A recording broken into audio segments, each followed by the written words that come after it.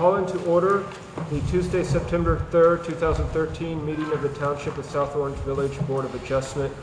May we have a roll call? Yes, Mr. Don. Here. Mr. Descala. Here. Mr. Groman. Mr. Parlapiano. Here. Mr. Reeves. Here. Mr. Semper. Here. Mr. Adler. Here. Mr. Shapiro. And Ms. Warren. Here. Pursuant to Section 5, Chapter 231, PL 1975, this is to state for the record that adequate notice of this meeting has been provided to the public by posting and maintaining the annual notice of regular meetings on the bulletin board in Village Hall, by publishing the annual notice of regular meetings for 2013 in the December 2012 edition of the South Orange Maplewood News Record, and by filing said office in the notice in the office of the village clerk. So the first order of business tonight is the approval of minutes for the regular meeting held on Tuesday, August 6th. And I've seen these. There were a couple questions and revisions by Mr. Adler that basically were kind of left for Mr. Parlapiano to there was one questioning something that you said. Did you want to clarify that? I apologize, I haven't seen the change. Okay, you can look at it very quickly here.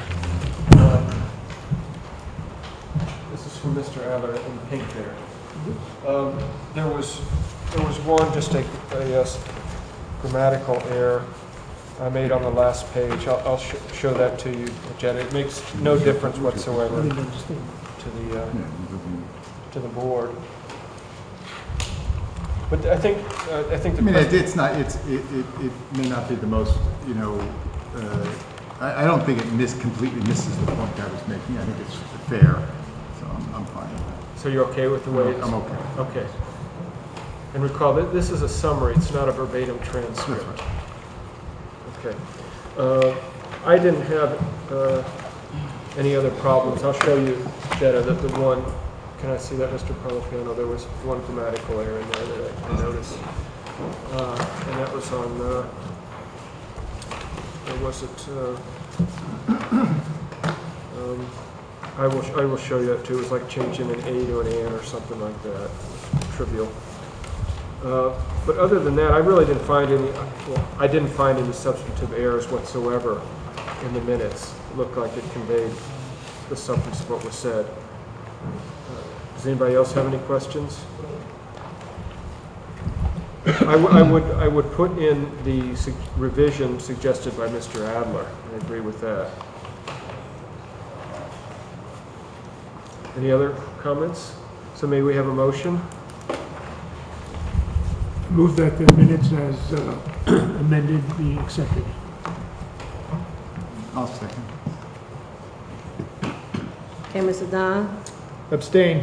Mr. Descala. Abstain. Mr. Parlapiano. Yes. Mr. Reeves. Yes. Mr. Semper. Yes. Mr. Adler. Yes. And Ms. Warren. Yes. Okay. Okay, so then when we get to the business at hand tonight for the applications, here's the order that we're going to do it. We're going to continue with the Seton Hall University parking deck application. And I think we actually have some new expert testimony or new testimony from Seton Hall, as well as Chief Jalal is here to speak during public testimony to give his thoughts on this deck.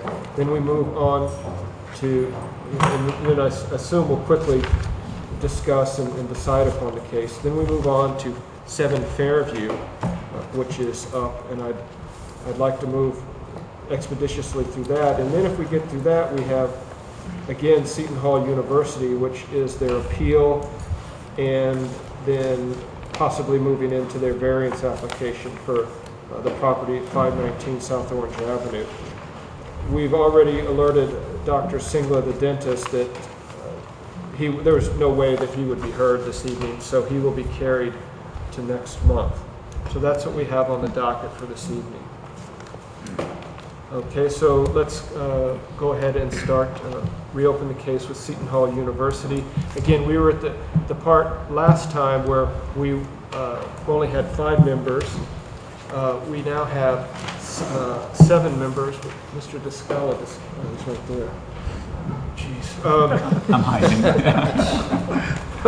Sit up, sit You're up. so That's clever. right. My son tells We me now to have slouch. 7 members, and remember, for use variance, it requires 5 of 7, so obviously the applicant has an incentive to request 7 members. We now have 7 members, and we need statements from Mr. Descala and Mr. Parlapiano, who missed one of the meetings that you viewed the video for that. Mr. Descala?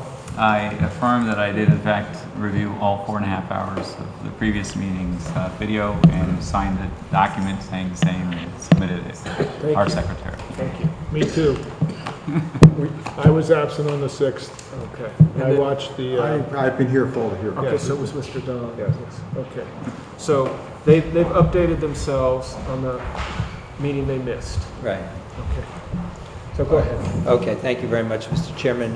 For the record, Kevin Coakley, Connell Foley on behalf of Seton Hall University. And as you indicated, we do have some very brief additional evidence to put forward. Although you did mention that the police chief is here and it's traditional to allow public officials to go forward before applicants. So So that's okay with you? that's okay with us. Good. Okay, so, Chief, welcome. For the new police building, actually. Listen, I'm just here to address the park. I appreciate You you. have to raise your right Raise your right hand. hand, sorry. please. Do you swear affirm testimony you give here this evening is the whole truth? I do. Thank you. Okay. Just here to address the parking issues that have arisen recently with Seton Hall University. But just historically, I'd just like to let you know, I've been here for 29 years. I grew up in this town, and I lived on Eater Terrace behind Seton Hall. And I've been with the police department for 29 years. I've been in chief for 7. What recently I've seen occur, or historically I should say, is there used to be an overflow of parking, and the students used to park on Fairview, Gardner, Riggs. There was an overflow of students. And what we did to address that was we changed some of the hours to 1 hour parking.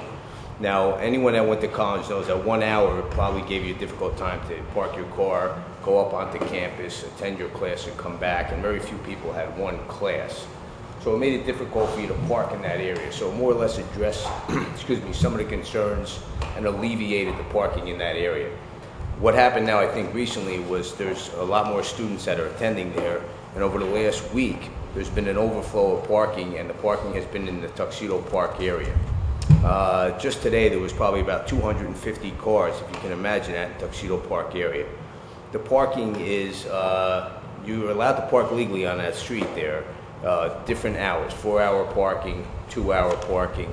So there's very little we can do about that, and you can imagine the residents being upset if you lived in that area and you can't park in front of your own house. Literally every street was parked. There's nothing that we can do about that, but you would like the ability to park in front of your own home. What I think has become a problem is that it's not something that the police department can address strictly by summonses. We're never going to summons our way out of that. You could write summonses forever. The cars are just going to be displaced throughout the community. They'll go on to the other side of South Orange Avenue, and we'll move them from one area to another area, and it just isn't going to work. I think one of the issues that's going to happen too is when you see cars that are going to be parked down here, one thing we'd like to have a little bit of control on is the ability not to have cars parked on the street, lessen the pedestrian traffic that's in the area, as well as vehicular traffic. Anytime you have cars parked on the street, and unfortunately because of the geographic nature of Seton Hall, there's going to be an additional cars broken into down there. It's just a fact. There's going to be cars that are going to be stolen down there. That's just a fact. And there may be people that will become victims of personal crime. That's just a fact, unfortunately. We try to reduce that as best as we can. So one thing that we'd like to do is just get those cars out of the community, and I think it benefits everybody in the community as a whole, just to keep everything self-contained onto campus. And the best way, I think, to address that is to have a parking deck and keep the kids up on campus, which is safest for us, safest for the people in the community, and safest for the students that attend, students, faculty, visitors to the campus, for them as well, is to put them up on campus.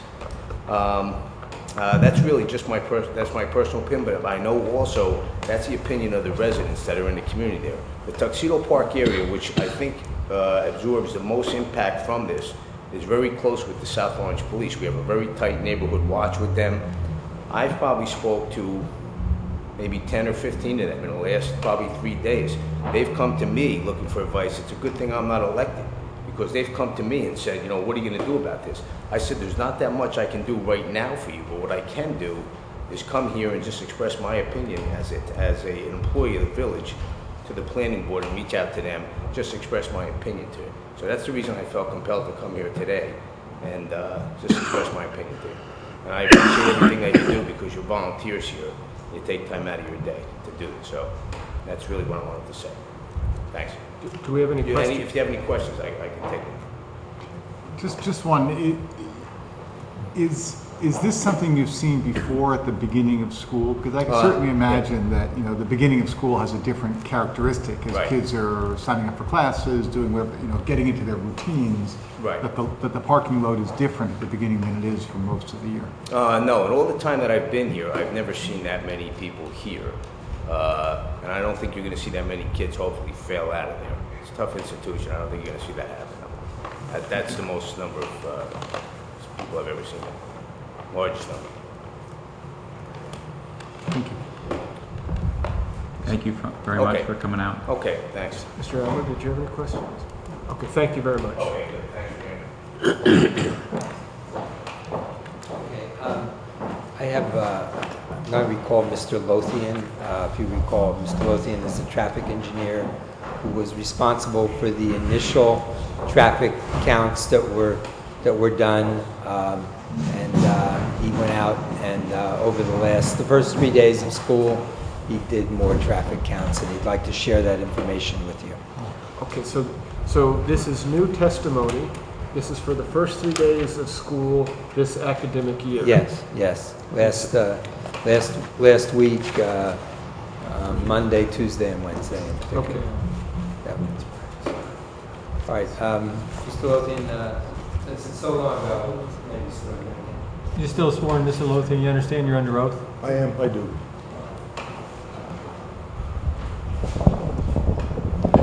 And make sure you can carry the microphone with you. All right, Mr. Lothian, were you asked to go back to Seton Hall and study the parking situation on Monday, Tuesday, and Wednesday between August 26th and August 28th? Yes. All right, and had you previously been personally involved in doing traffic or parking counts at the university? Yes. All right. Now, when you went back for the 3 days, August 26th through 28th, were you accompanied by anyone? Yes, one of our staff counted the available parking spaces on campus from 9 o'clock in the morning till 5 at night. Every hour, they would provide individual hourly counts. And I personally viewed the parking situation on Tuesday from 11:30 until 1 o'clock, and on Wednesday from the same time, 11:30 to 1 o'clock. So in addition to my counting staff out there for 8-hour period, I was also out there for an hour and a half, 11:30. All right. And the person who was there all day, is that someone who's experienced in doing traffic or parking counts? Yes, he is. All right. And how did he go about the work, and how did you go about checking his work? He circulates, well, how I checked it was I drove around with him for the hour and a half to get the 11:30 or the 11 o'clock hour and the 12 o'clock hour. So from 12 to 1, I was with him to see his entire route. And I went around, before I went around with him, from 11 to 12, I went around and got my own individual counts.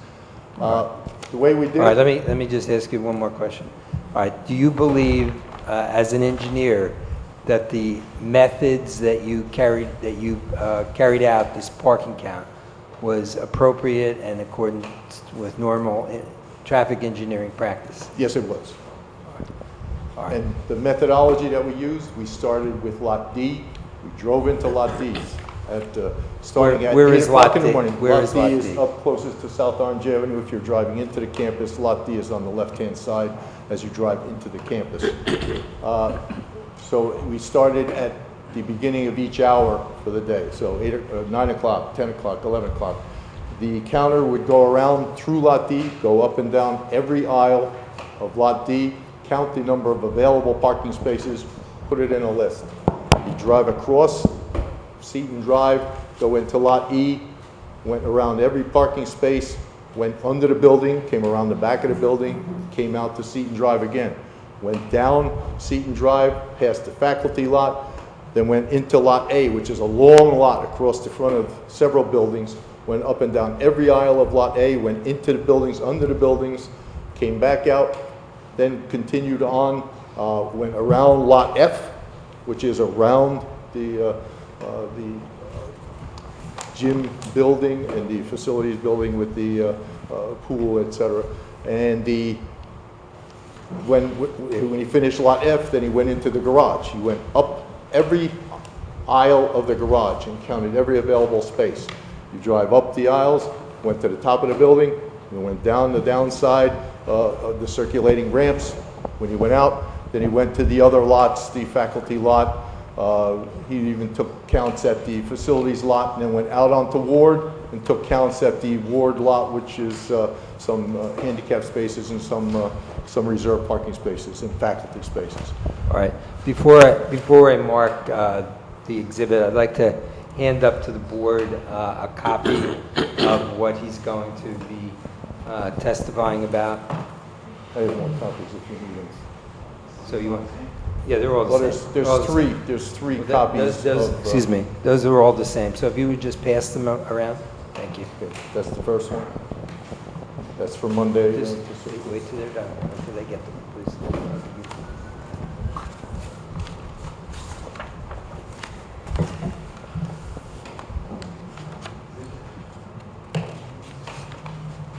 We're going to mark this A16. A16, thank you.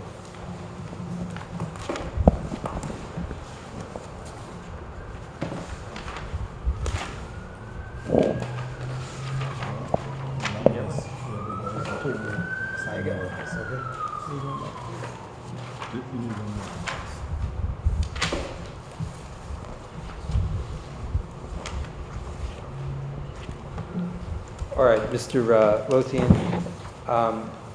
directing your attention to A16, would you explain to the board what that shows? This shows the parking count, which identifies the number of available parking spaces in Lot D, Lot E, Faculty 1 lot, which is just off of Seton Drive, the A lot, which is the long lot, Duffy lot, which is next to the A lot, F lot, which is around the gym building, the parking deck, and then we added a couple of Chapel Court lots, public safety lot, and Faculty 2. All right, from the standpoint of available parking, can you explain to the board what the critical time periods are as from your vantage point? Starting around 10 o'clock in the morning and around 10:30, from 11 o'clock, the 11 o'clock count showed absolutely no available student parking spaces available on campus anywhere. There was 2 handicap spaces left in E lot that were not used, but every other space was used throughout the campus. That continued through the 12 o'clock hour. There was 1 space shown available in faculty lot 1 at that point. But from 10 o'clock, around 10:30 where it started, everything was filled up. 11 o'clock, 12 o'clock to 1 o'clock, the entire campus, every lot was filled. But in addition to counting the parking spaces that were available on campus, which there were none, we also counted the number of the number of illegal parking spaces throughout the campus. And our count showed as many as 92 illegally parking spaces around the campus on Monday. On Tuesday. All right, just let's go day by day, okay? Okay, all right. All right, so now we're going to move on to Tuesday, and I'm going to pass out a similar table. So the legal spots are the one in the little box next to the big box.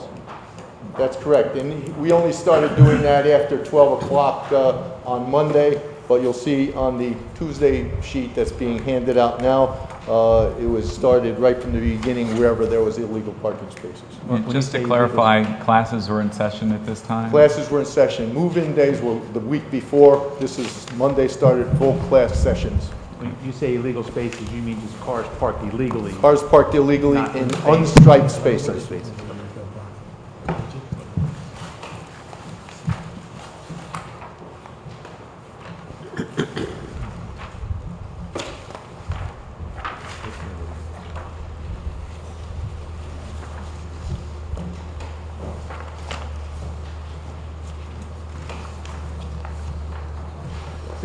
Mr. Coakley. A17, thank you.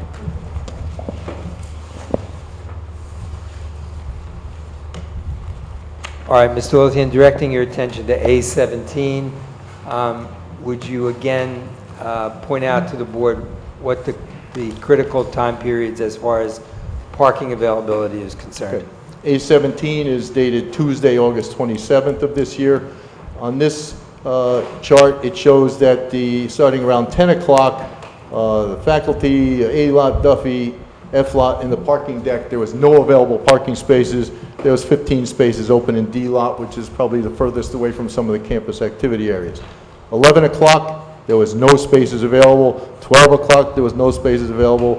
1 o'clock, you see 2 spaces open up, but some of those were handicapped spaces that were opened up in those areas. So essentially on Tuesday, from 10 o'clock right through 1 o'clock, actually through 2 o'clock, there's no available parking on campus.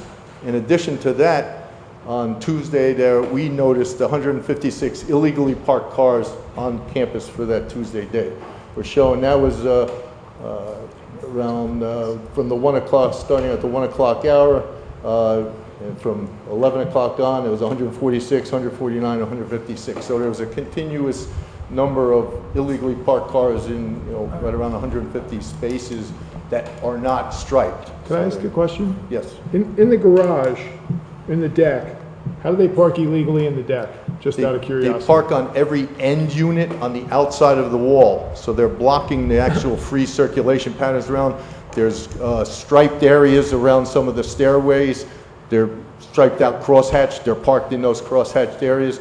And they extend out sometimes 1, sometimes 2, even 3 cars at the end of some of the aisles, particularly up on the upper deck of the garage. And just for the record, what does R mean on the chart? R is reserved spaces. So where you see at the 1 o'clock hour, you see 2 R, it's 2 reserved spaces, and then there's 8 reserved spaces. In the HC, we had handicap. But you also see in the garage, in the parking deck, there was 92 illegal parking spaces in All right, the garage. now, based on your knowledge of the situation, is Tuesdays one of the more difficult days on campus? Tuesdays, one of the more difficult, but actually Thursdays historically been even busier than Tuesdays. Wednesday is actually a light day. If you have the lighter.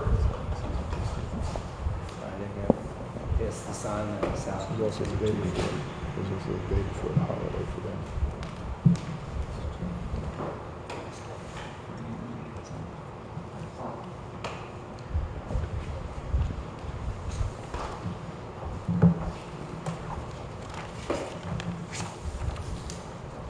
With your permission, Mr. Chairman, A18.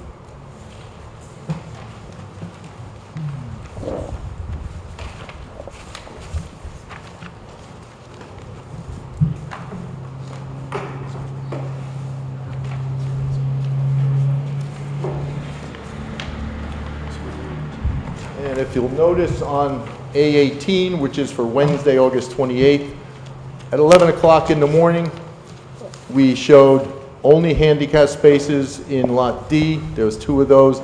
In E Lot, there was 2 spaces, 2 handicap and 2 open spaces. Nothing available in the faculty lot. 7 handicap spaces in A Lot, which is the huge lot. Nothing on Duffy. In the F Lot, there was 1 space, and then there was 2 reserved and 2 handicap. And parking deck, there was 1 space.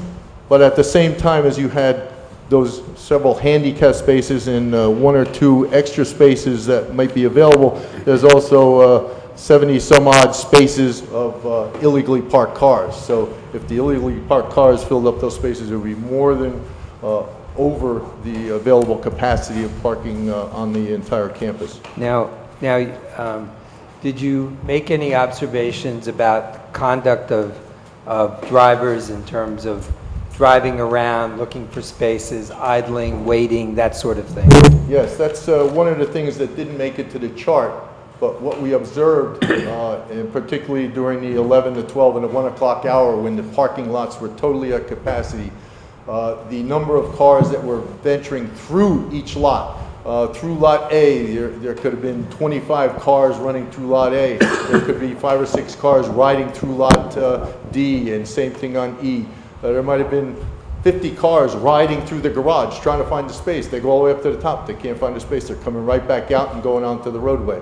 And there was a significant number of cars on the road. So we observed, just like during the 1 hour period that we're counting and driving around, during that hour, at least 100 vehicles that can't find a parking space because we've already identified every space on campus being filled.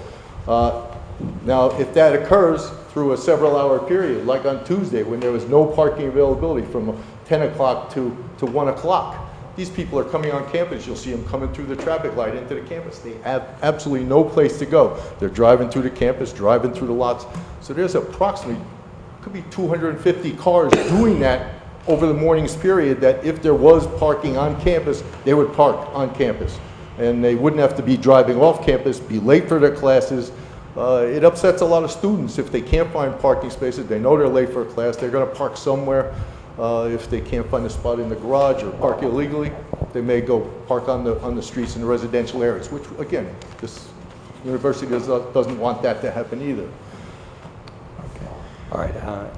Do you have anything to add? I think that you've covered everything. Well, in addition to the illegal parking spaces, which could be 156, you could provide them right away. 250 cars driving around over the couple of hour period trying to find spaces. Plus, our parking expert had said, for this type of facility, a university, you don't park, less parking spaces and hope everybody's going to find a space. You typically provide a 10% buffer in number of spaces, so everybody drives onto campus, they can find a spot without having to go to the top of the garage every time they come in. If 10% of the spaces is available as an overage, that could be another 250, 270 spaces. So we're looking at, if we provided just for the handicap, just for the people who know are driving around and going off site to find the space, plus a small buffer, 10% buffer. If we went to that, you'd look at 700 spaces that we'd require to put on campus right now to satisfy that kind of demand. We're providing 556 spaces in the garage with a total of 538 increase because we're losing 18 around the gym building. So we're looking at less number of spaces than we think we need to satisfy a university that's providing enough parking for their students. And the university is trying desperately to get this done to keep the people off the city street, township streets, and get them on campus. Okay, I have no further questions. Thank you. Actually, I'd like to do this a little bit differently. Before we ask questions, I'd like to hear from our consultant about your review of this report. Well, we concurred that we went back, as you know, we've issued a new report. You need to bring that microphone. As you know, we've issued a new report. We spoke about it at the last meeting, how we use different methodologies for calculations. We are in concurrence with the number of parking spaces that are required. We agree with their consultant's report. We use a different traffic methodology, parking methodology, to come up with a different number, and we're slightly even higher, which is based on just how this methodology is applied. It's a well-known, it's called the Inno Foundation, Parking for Institutions and Special Events. It's well-known in the traffic engineering profession. With respect to the parking and the circulation, I think that's an important element to relieve the car circulating looking for a spot with lots of pedestrian traffic, as well as off-street parking, as you heard the police chief say, trying to get the pressure off of the neighborhoods and keep them on the campus as well. That was pretty much the intent of our report. Okay, so here it says, we concur with the findings of the Dolan and Deed report that the additional parking spaces proposed by the applicant within the new deck structure are reasonable and appropriate for their needs. So even though you used a slightly different methodology, their methodology was, as Mr. Coakley suggested, is scientifically sound, appropriate for their profession. That's correct. They use a very popular, very well-known methodology through the ITE. Do you have anything to add as to what Mr. Lothian said? Not at this time. Okay. Ms. Gruhl, do you have anything to add? No, I don't. Okay. Do we have questions for either Mr. Lothian or for our expert? I have questions for our expert. Okay. You know, the question I've been asking from the beginning, or the line of questioning I've been asking about from the beginning, is how to think about the parking demand in the context of an overall set of policies and choices that the university makes. And that when you consider parking unto itself, how many cars are there, how many students are there, what are the percentages, how many spaces need to be, it feels like a kind of mathematical formula. But in fact, it's not very mathematical, because scheduling will dramatically drive parking demand and the spread of that demand over the days. The price of parking permits will drive it. The policies around who can park on campus. Can freshmen get stickers at all? Can people who live within a mile of the campus get a sticker at all? My wife is a student and got a parking sticker. We live 5 blocks away. Don't ask me about my wife wanting a parking sticker, but she got a parking sticker 5 blocks away. And so the question, what I've been trying to understand is, given the request to build a couple of feet from a park in a zone that was designed of a 30-foot setback, which I take that encroachment pretty seriously, not just the math of number of students, number of cars, number of spaces as if it's a formula, but to think about it in the context of an overall set of policies and choices that drive demand and shape demand, right? And that's, from a planning perspective, that's my frustration with this case. And I guess I'd love to hear some about how you think about those things, the set of choices that will drive parking demand, not the mathematical formula, but the set of choices that can be made, and how well you think those have been exercised in this case relative to encroaching 27 feet into a 30-foot setback. Well, they did offer testimony that indicated that they had adjusted some scheduling on campus to try and alleviate these overlapping larger classes, because obviously you can't have larger classes in the auditorium at the same time. It was also discussed that the freshmen aren't allowed to have, if they are living on campus, are not allowed to have classes or cars, which is very common. I understand your point about raising permit fees or prohibiting freshmen if you live within a certain distance, but then that becomes an issue of why would the student want to go there when I can go to Rutgers or someplace like that and commute? It becomes a sales, it's also a sales. Seton Hall is a wonderful university. I'm not here to sell them. I'm not here to sell them. I'm just here to say, how do you make them stand out different if you're going to put pressures on their incoming class? That's something that would be a concern. It's kind of like telling a business along those lines. Everything you're saying is, can you manipulate all these constraints and control it? Yes, but at a certain point, when's the breaking point? That's right. Now, listen, I'm not pretending that this is an endlessly elastic bubble. Correct. What I'm trying to do is to balance the choice of moving to within 3 feet of the sideline of a park relative to the set of choices that are possible. Right. And I just don't think, I find this mathematical formula that this many students, this many spaces, as if it's a mathematical formula, to not be an accurate reflection of the complexity of site planning in this kind of a case. I think now we're overlapping where The traffic engineering science says, this is the box we need to get the That's right, cars. that's right. Now the planning's coming in and saying, what's the best place for this box? Now we're starting to slide into another portion of the testimony. Thank you. Any other questions? Any other questions, Mr. Simper? Okay, are there members of the public who have questions for Mr. Lothian? Okay, thank you. Mr. Chairman, I just have 2 more questions for Mr. Garbini. I'd like to recall him for that purpose.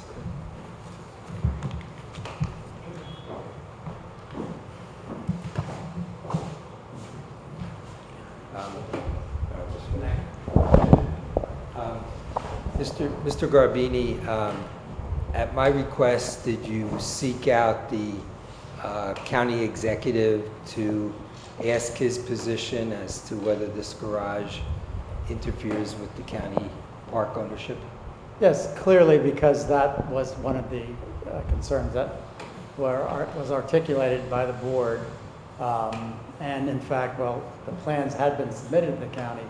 That we had not heard directly from them, so we sought their opinion, and specifically Mr. DiFincenzo's opinion. And so we met with him and his staff. It's difficult to get under the schedule, but we managed at the 11th hour today. And during that conversation, he had received some information, I guess, from speaking to someone about the concerns that the board had and about the zoning and the setback from the park. He wanted me to articulate what I thought those concerns, what was behind them, and I tried to do that as best as possible. And he then indicated that he felt that it was open to have been asked that question, and then I indicated to him would he be willing to give me a statement, and if not, a statement in writing, which he then did. All right, and he's provided that to the board? I haven't seen it. If I might hand that up, Mr. Chairman? Sure. It's obviously hearsay evidence the board can consider for what it's worth. It sounds like it's a statement from Mr. DiVincenzo. It's hearsay. Okay.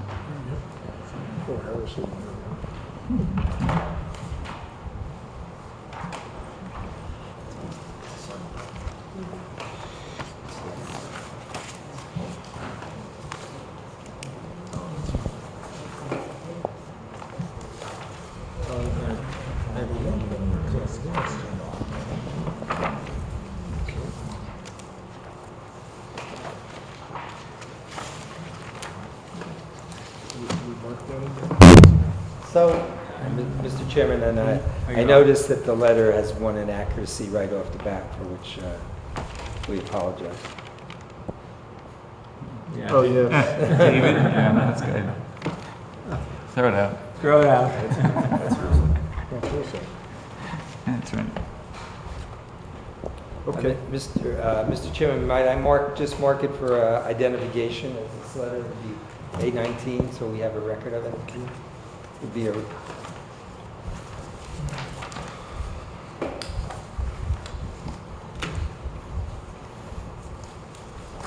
he further asked me whether or not I had spoken to the members of the Mount Vernon Neighborhood Association, which he relies on heavily, their opinion.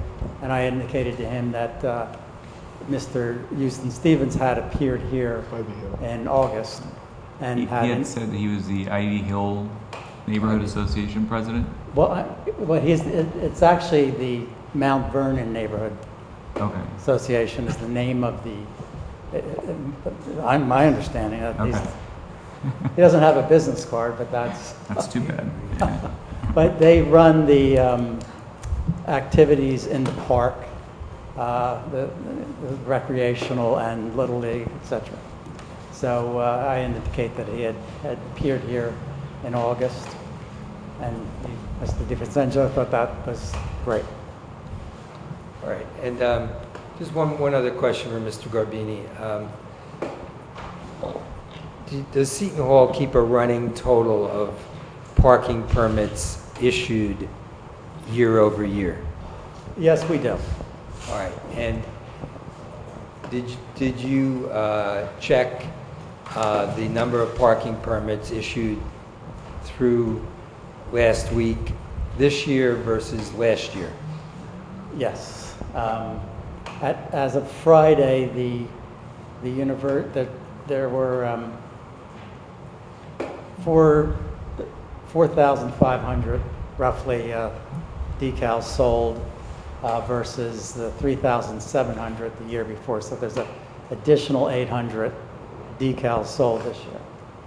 All right, so but that's a Thus year-over-year comparison. Thus far, yes. And that could change as the year goes well, on. what will happen is that number, since it's year over year, will actually, the increase will even out. And I expect that it'll be about 500 additional decals after students have dropped out or cashed in their decals. As a matter of fact, this morning when I was in the president's office, there were I overheard the president's office taking some phone calls regarding upset parents and a student and a faculty member, 3 different calls. And then in addition to that, I was told by the vice president of student activities that a number of students have come in and cashed in their wanted refunds on their decals. Hoping that doesn't mean that they're leaving the university over this issue. All right, but year over year, there's been an increase, and you expect there will be an increase. That's correct, and we Full year. anticipated this about over a year ago, and as we put the plans together for the garage and bringing that forward to you. As we saw that as I think you'll recall, that we've evened out our enrollment. We have certain strategies that seem to be working, that we're not only being able to admit the students to the level of what our target is, both academic and fiscal, but that we're able to now manipulate that and hopefully bring that into an even number as we go forward. All right, I have no further questions. Thank you. Ms. Gruhl raised her hand before you spoke, Mr. President, so I'll let her go first. I will defer to the board members. I'll debate whether or not I want you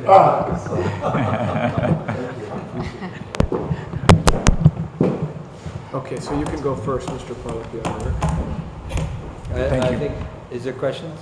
Yeah, I'm curious about what you attribute, that's like a 20% increase in decals or something like that. That seems quite dramatic. What caused you, I don't remember you saying, what I do remember is a lot of testimony saying the number of students was, you were trying to manage it and thought you were managing it to a more flat year-on-year level. So I'm surprised to hear so many more decals. Well, right now, I think what that is, despite the fact that we've, and I was listening to some of the comments, and I think you've heard this all before, but despite the fact that we having tightened policies on who can park on campus, increase the shuttles and monitor them, push public transportation with discounts, push carpools and added discounts into that, increase bike usage, raise parking fees, and have made changes to the schedule. Nonetheless, there is an additional number of students who have entered in the freshman year this year and last year. And as I said, we were having these fluctuations, unfortunate fluctuations that were actually below 1,200. Now we have had a 1,400 last year, and we'll probably just slip below 1,300, if not, which by the way is being offset by some other downward trends in some of the other classes such as the graduate. But so all in all, I believe the additional purchase of decals is probably relating to whether it's more students want to buy a decal, even though they have renting a room across 5 blocks away, and they do that, and we try and monitor those things as well. But I just think it's kind of ponderous why the number went up. We'll continue to analyze that, but the principal reason is because of the number of additional students we have over the years before, and the crush that we're feeling now that we have not felt in a number of years is really because as we were able to accommodate the students on campus, the policies on the Village of South Orange have tightened up on the streets, and as the police chief indicated, the intention of that is to make it impossible to park. And that also drives the people to buy parking decals on campus.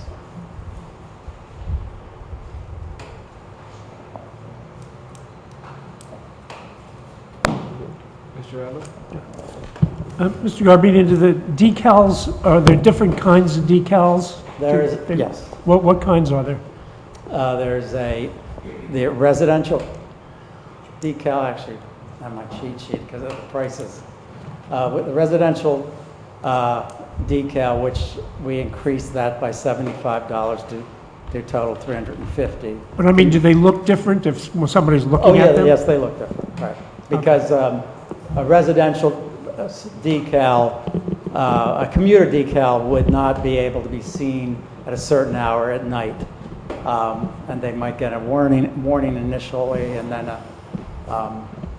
a ticket, so that you would not have a commuter, a resident somehow put a commuter decal on his car. Okay, so I mean, so the decals given to the members of the Ivy Hill or whatever association it is would look different from, or your parking security would know what those are?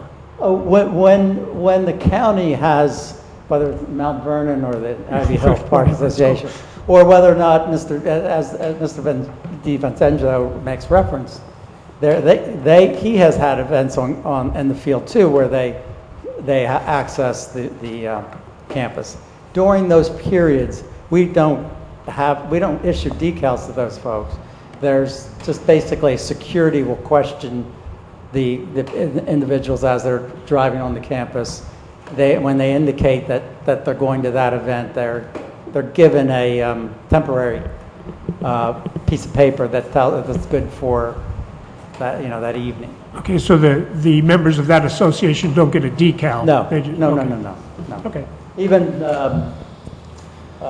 there's some people who come to campus for Sunday Mass, and they're not given a decal.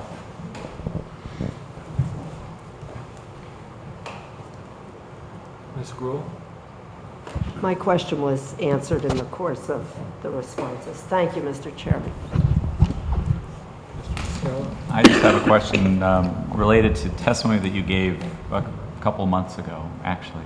I just need a refresher. Did you say that Seton Hall was looking into bike share as a possible way of getting transportation to be other than automobile for students on campus? The bike share in particular, we currently have a Zipcar program.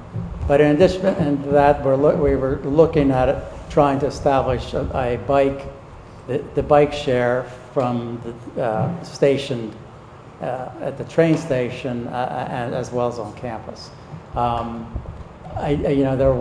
We weren't able to gauge a great deal of interest. I think the students were kind of indicating,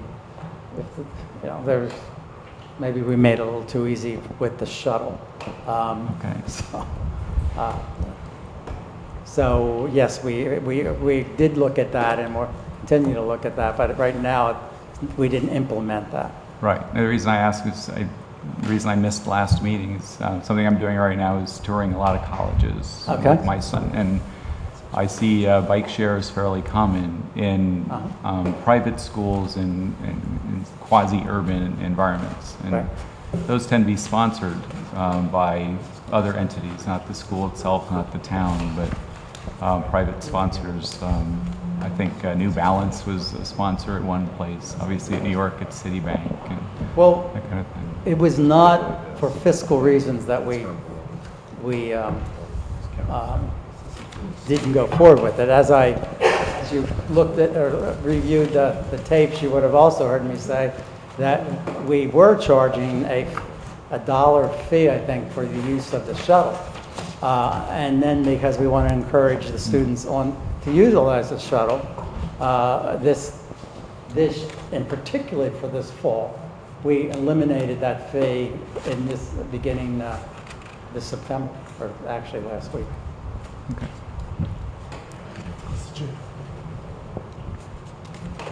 Is the university, other than the bike share and or any other program, looking at any other thing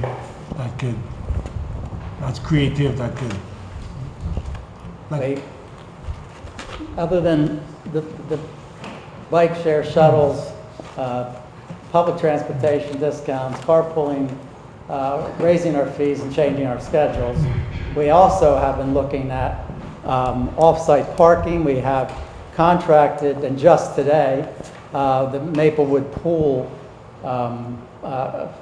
attorneys have indicated that they're going to send us the lease. And in particular, we have a discrete group of folks that we are moving there. That's 120 spaces. And we've looked around through the area for other off-campus, off-site parking lots, ones that could be consistently used. In the past, we used a lot in Ivy Hill Park, or Ivy Hill itself, I'm sorry, Ivy Hill apartments, but that was close enough that it was convenient to walk or take a shuttle. That we really haven't found anything like that that's available, but we have looked at that and we'll continue to look for that on the short term.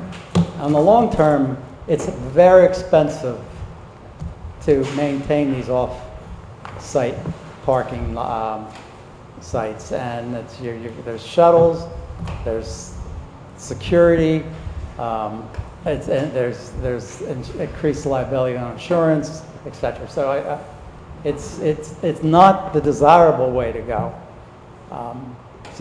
But we will continue to look. and as you know, there are lots of colleges around the country that has the same problem. And I was, intrigued by, by you can't find a solution. So there are lots of apps, and there's a top 10 app available right now, which blew my mind. It's called app. All the kids have an app on their iPhone. www.lyft.me. And what it does in the student community, the kids know, I go to this school, and they kind of pull together. So now what's been happening is that they among that community, they have arranged carpooling. So It's like the old ride boards. Well, we do, I don't know if we have an app for that. no, well, the app is available. It's available out there. But we do have, as I indicated, carpooling with the electronic bulletin board for people who are looking for that activity. So yes, we've done that. I thought you were going to say we do have an app that lets the student know where the shuttle is. I thought that's where you're going with that. But This is an app that's being used. Some kids at the university developed it, and now all the kids, Rutgers, everybody, they're all using this as a way to I guess not use the vehicle. the question is, how effective was that, particularly at a school like Rutgers? And I do know, when you made the comment at one of the earlier meetings about, did we look at what other schools are doing? We did look at what other schools are doing. It's always difficult to compare what one school, I think NJIT. you actually said Drew or Kane. NJIT. Oh, well, NJIT has a fairly substantial parking garage and a number of other parking options that are not on the street. Parking, a lot of the kids park in East Orange and they're busing into. No. I don't, a lot is a subjective term, but I don't, they didn't offer that they had an effective program for off-campus parking to my people when we inquired about that. Drew, Kane do not really have an issue such as that we have, and really, you know, it's a matter of supply and demand in terms of us being able to find, like I said before, when we were able to, in the past, lease this parking lot in Ivy Hill Apartments, we did, but that's not there anymore, and it's hard, and we were looking at, we've talked about Orange Memorial parking space lots, we've looked at some of the synagogues, and there's this variable of you can have it this day, this day, this day, but not, or you can have it, but we have, you know, the $10,000 a month, but if someone comes and is going to rent it, we're going to dump you for them, etc. So I mean, whatever we do, it has to be something that has a you know, a long-term solution for us, and you know, at the heart of that is the parking garage. I mean, and you know, we've listened to you, we've struggled with it ourselves. We don't like to spend $13 million. We don't do it if you don't have to do it. We're doing it because we do need it, and we really need it. And what we predicted would happen is happening right now, and we're going to have a tough year with that, even if you were to approve that today. Any other questions? Any other questions? Members of the public have any questions? Mr. Garbini? No? Thank you. Thank you. If I might just say a few words in summation. Really, this case involved maybe 2 sets of hearings where the basic concept was advanced, and then we got your concerns and questions. We stepped back. We attempted to answer and address all of those concerns, and I hope you agree with that the effort was made. Mr. Garbini did half of my summation in addressing repeatedly the steps that the university has taken not to need so much parking, and you've heard it from him several times just tonight. I'm not going to repeat that, but I think clearly you have 3 noted traffic experts, Ms. Dolan, Mr. Lothian, and your own firm, particularly Mr. Keller, who is a preeminent traffic expert. He's all over the state doing traffic and parking testimony. And they have all come to the same conclusion based on the world as we know it and based upon studies that are done concerning the need for parking. That's pretty unusual with respect to traffic experts. These ITE studies, you know, they're mathematical. I understand Mr. Polipiano's concern with that. But they take in a whole raft of campuses. They take in campuses from one end of the country to the other. They take in urban and they take in suburban. All of that's taken into consideration. And these issues that you raised about reducing the need for parking, you know, I'm sure they're addressed in all of these situations, because nobody wants to spend this kind of money to build parking if they can avoid it. And so, you know, these things have been addressed. The studies are indicative of an answer that there is a need for parking. Now, is the parking being put in the right place? And that's really the question I think that the board, you know, is the jurisdiction of the board relates to. And you know, you heard Mr. Steck's testimony, but before I mention that, I think we need to remember that as you have said in opposing legislation that would make it easier colleges and universities to build, that they already have a presumption in the Monmouth University case as applying the Sika case, in the sense that this is an inherently beneficial use, that it's the public good of it satisfies the positive criteria. So it's not a positive criteria case. And nor is it a type of case where, like Medici, where an enhanced standard of proof is necessary for the negative criteria. That's not the case here either. Rather, there must be a substantial detriment to the zoning plan and the public good, and one that can't be ameliorated by the imposition of conditions. That's the very generous standard that the courts have set forth with respect to inherently beneficial uses.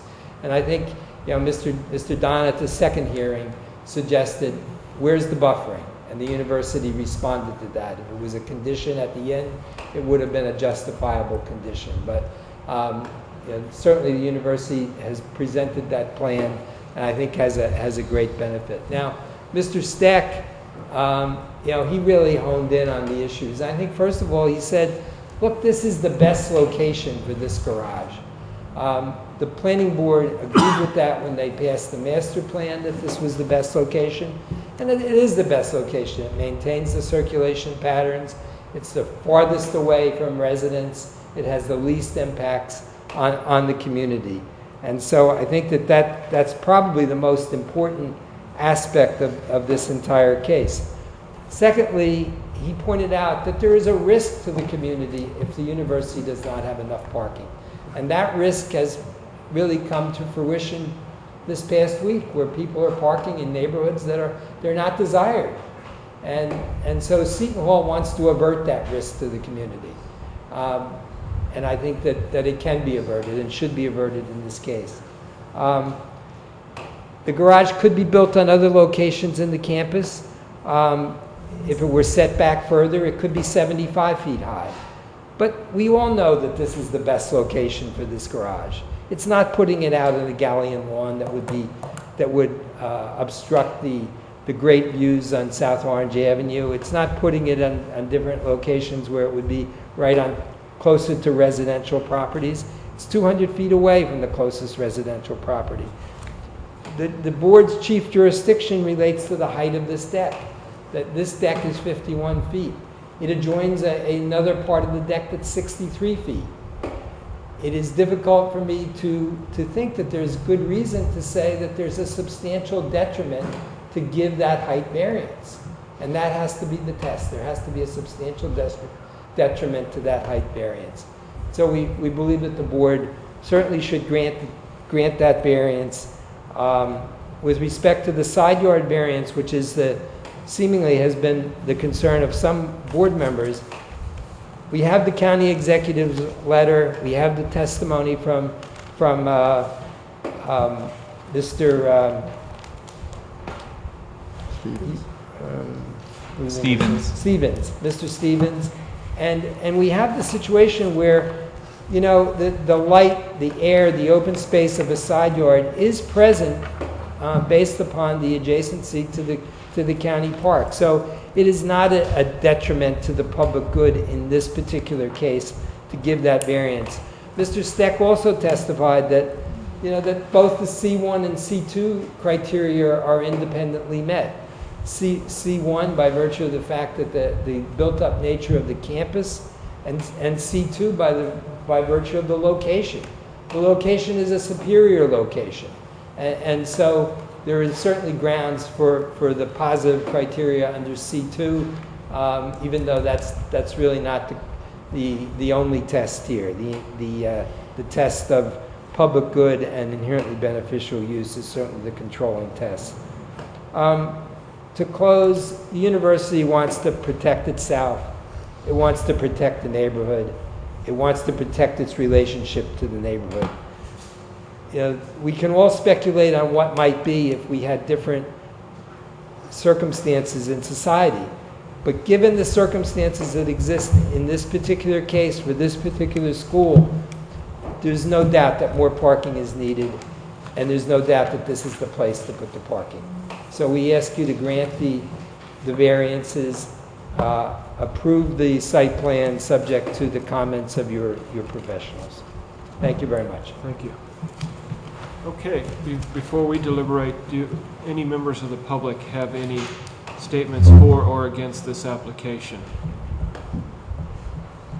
None. Okay, so we're here now to decide, talk, ask questions of ourselves, and again, like for every application, no matter how big or small, you don't have to give your reasons. That's not legally required, but I think it's certainly something that every applicant has a right to expect, or not a right, but they should expect it, whether you're for the application or against it, to give your reasoning for that. They deserve that much. So, does anybody want to start? Mr. Dunn. For me, this application, the most important piece of information was one of the last pieces of information we got at the last hearing, because my big question has always been, how do we come up with the number of cars that were in that garage?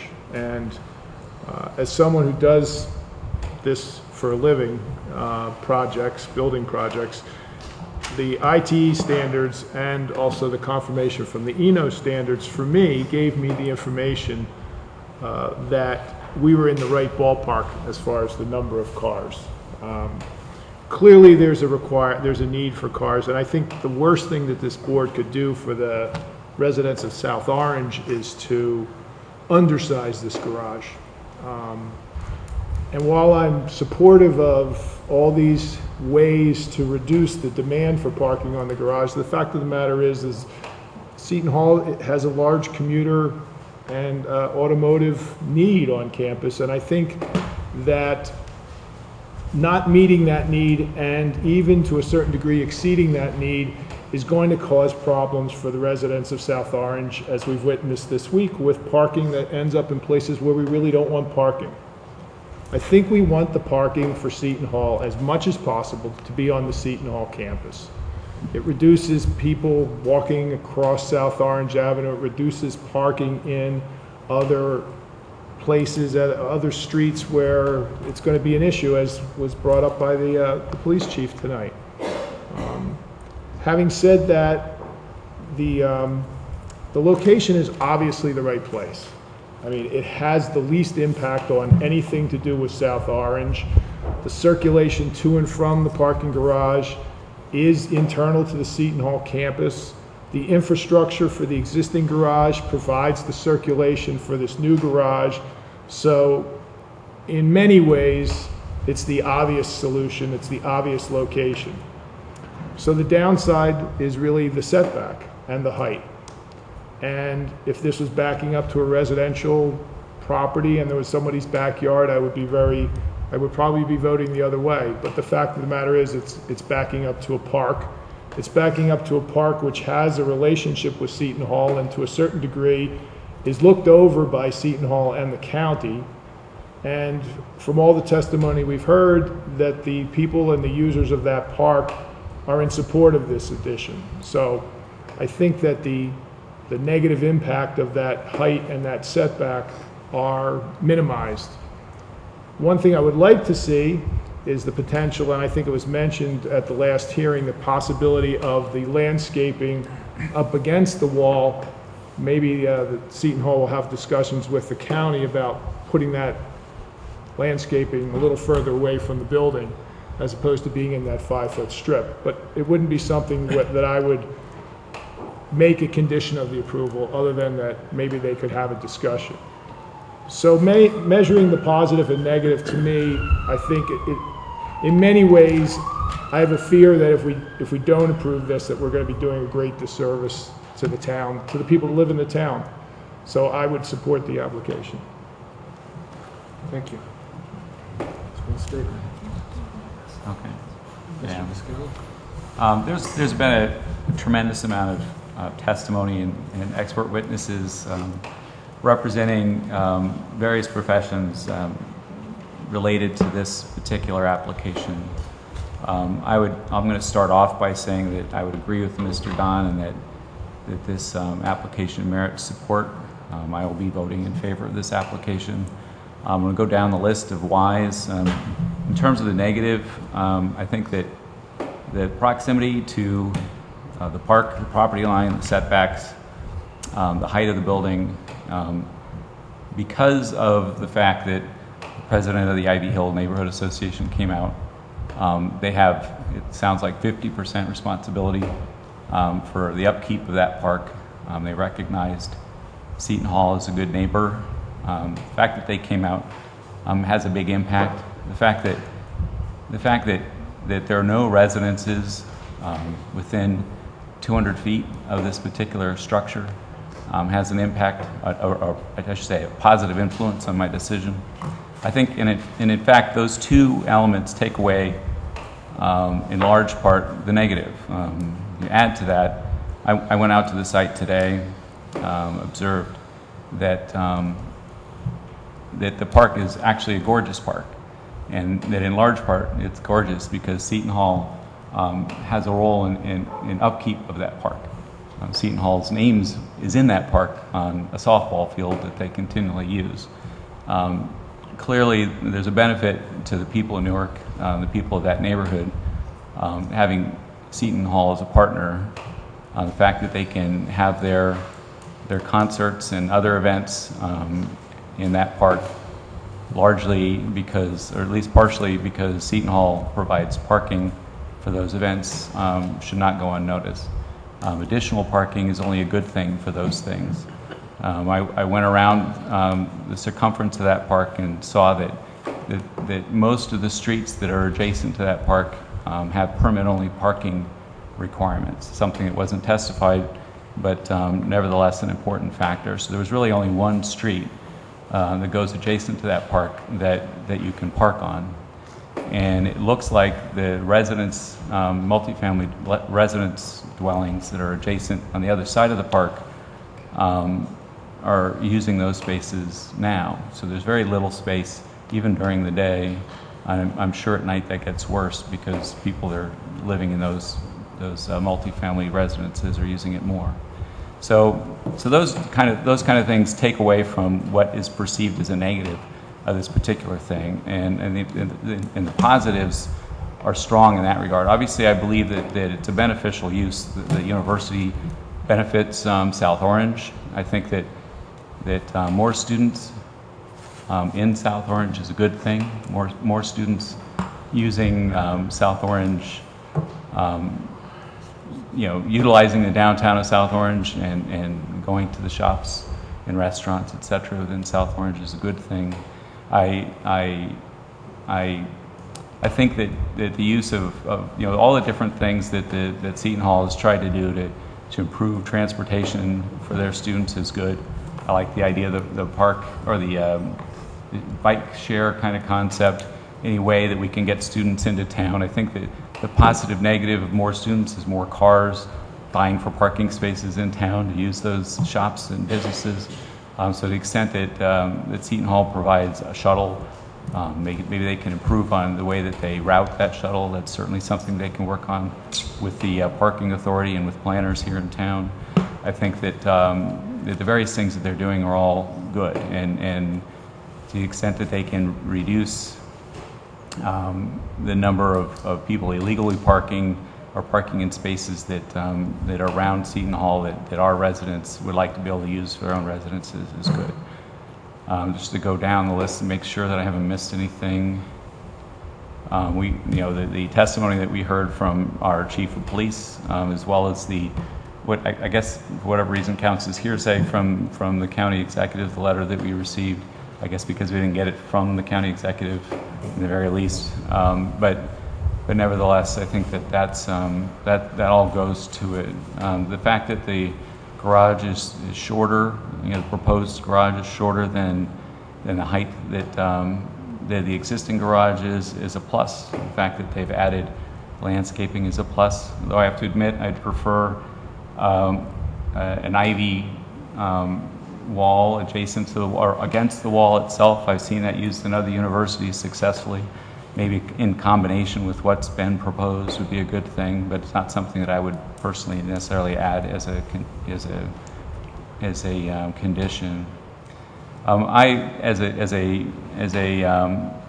A transportation professional, I'm a planner and works in the transportation industry. I'm very familiar with ITE manual.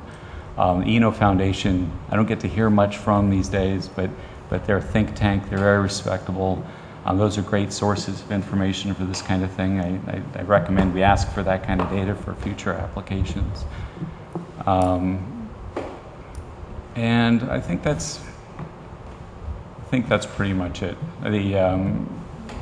I guess the safety component, which was touched on by our chief of police, is something that I'd listed earlier. On-site safety, the fact that you've got 140 people that are parked in travel lanes is not within the parking facilities on site in Seton Hall is not a good situation. And when people have to go you turn a single lane or double lane into a single lane, and you've got cars having to face off each other, that's not a positive thing. And so I think in general this is a good application. The negatives are pretty much been neutralized by the testimony from the various sources, and the positives far outweigh them. So I'll be voting in favor of this application. Thank you. Ms. Lord? It's good to go after you guys because you said a lot of what I was thinking of. So I would just like to add a few things onto it. I just wanted to mention that I find the evidence credible also, that the goal is to maintain the attendance levels, and I think that this will be a good long-term solution.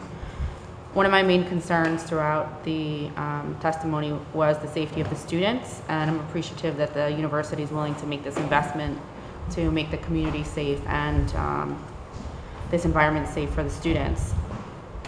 I think that this is located in the best location and all the other things, so I'm not going to go on and on. But I just wanted to say that I believe this is inherently beneficial and in the best location, and I will be voting in favor of the application. Mr. Adler? I'm glad that the applicant had the opportunity to do another parking survey, because I was uncomfortable with not knowing at all how the other survey was done. I mean, you start out with the proposition that there are some smart people at the university, and I'm sure they didn't say, let's spend some money and put up a building that we really don't have any use for. So you start with the proposition that they believe they need it, and if you've ever been at Seton Hall during the day, it's crowded. The parking deck is crowded. So they do need more parking, and our expert has said that the number is appropriate.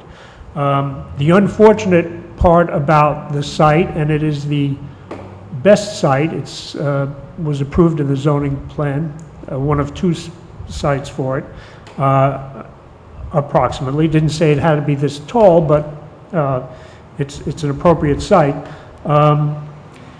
That is kind of like a backstop. Where this appears behind the park is behind home plate.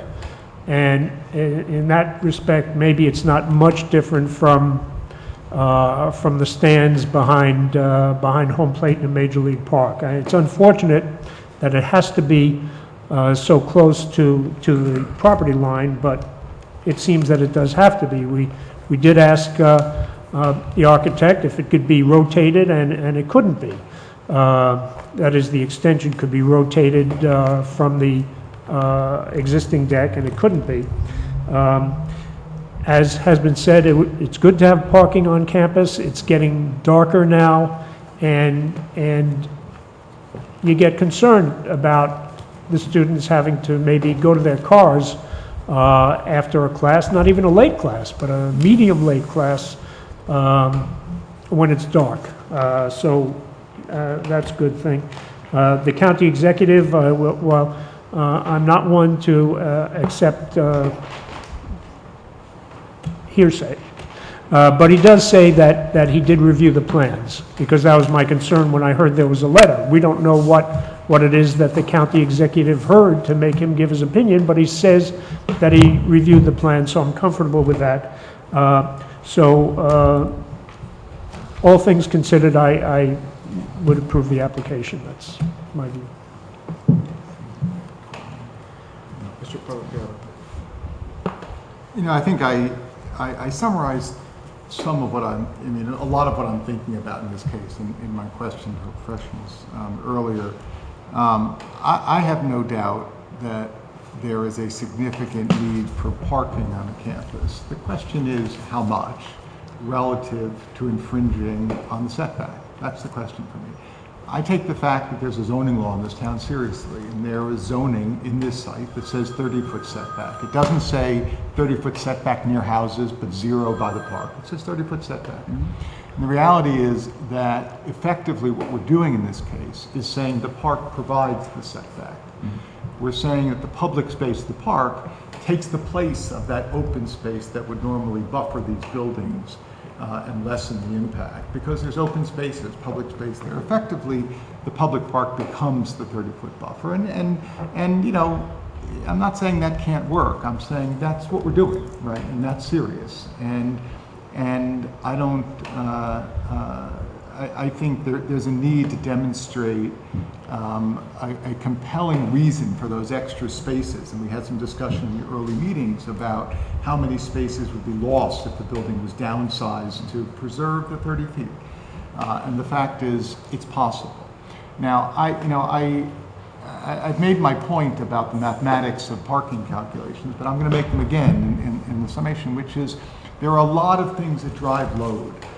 There was data out this week that showed that the amount of miles driven in America continues to decline through the recession. It is continuing to decline through the recovery. And the reason, the speculation is that people's habits about driving are changing. The fact is we live in a transit village in which we are committed to using mass transit and making mass transit central to the planning and the operation of this town. The fact is that we are moving to what has been called by some people a sharing economy. And I applaud the idea of a zip car, but the fact is we are moving to an economy in which more and more people are saying, I don't want to own all these things. I don't want to have all that. I want to find ways to operate with less infrastructure. We're moving to an education system in which there is more online and remote education that will take the place of some face-to-face campus time, not 100%, but as a piece of overall education. And so I think all of these things, when you put them together, are ways to drive load on campus for parking. I also believe that even if we approve this deck at the current size, unless Seton Hall continues to take aggressive policy steps, as we've heard about from Mr. Garbini tonight, they are taking and they have taken in the past, restricting who can get passes, raising prices, scheduling. Unless they continue to do this, they'll fill this one up too. Right? There is a lot. There is an ongoing need to manage, and so my concern has been, can we find a way to preserve the 30 feet, to not effectively encroach on a public park, by finding some mix of controls that will hold down the demand of parking. Would you expect them to put classes in the evening or afternoon?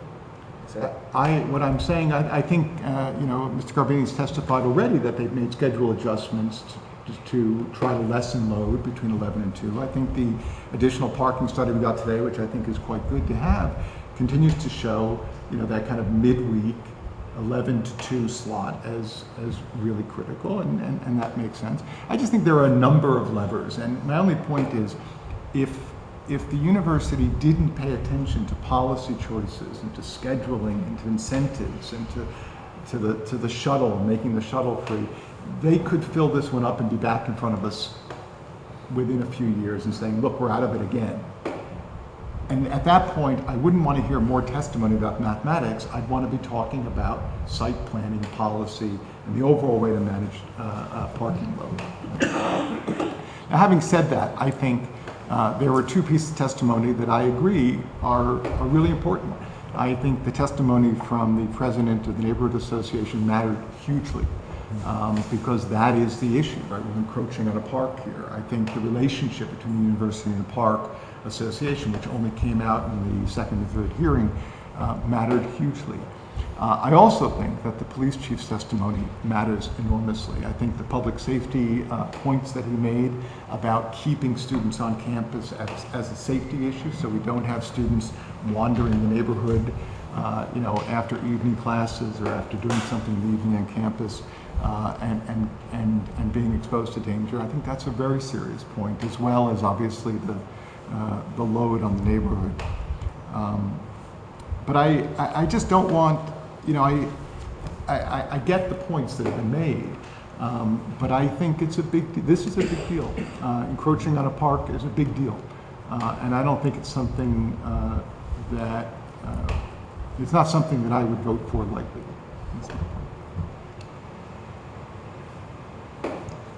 Mr. Simper? One time, 50 years ago,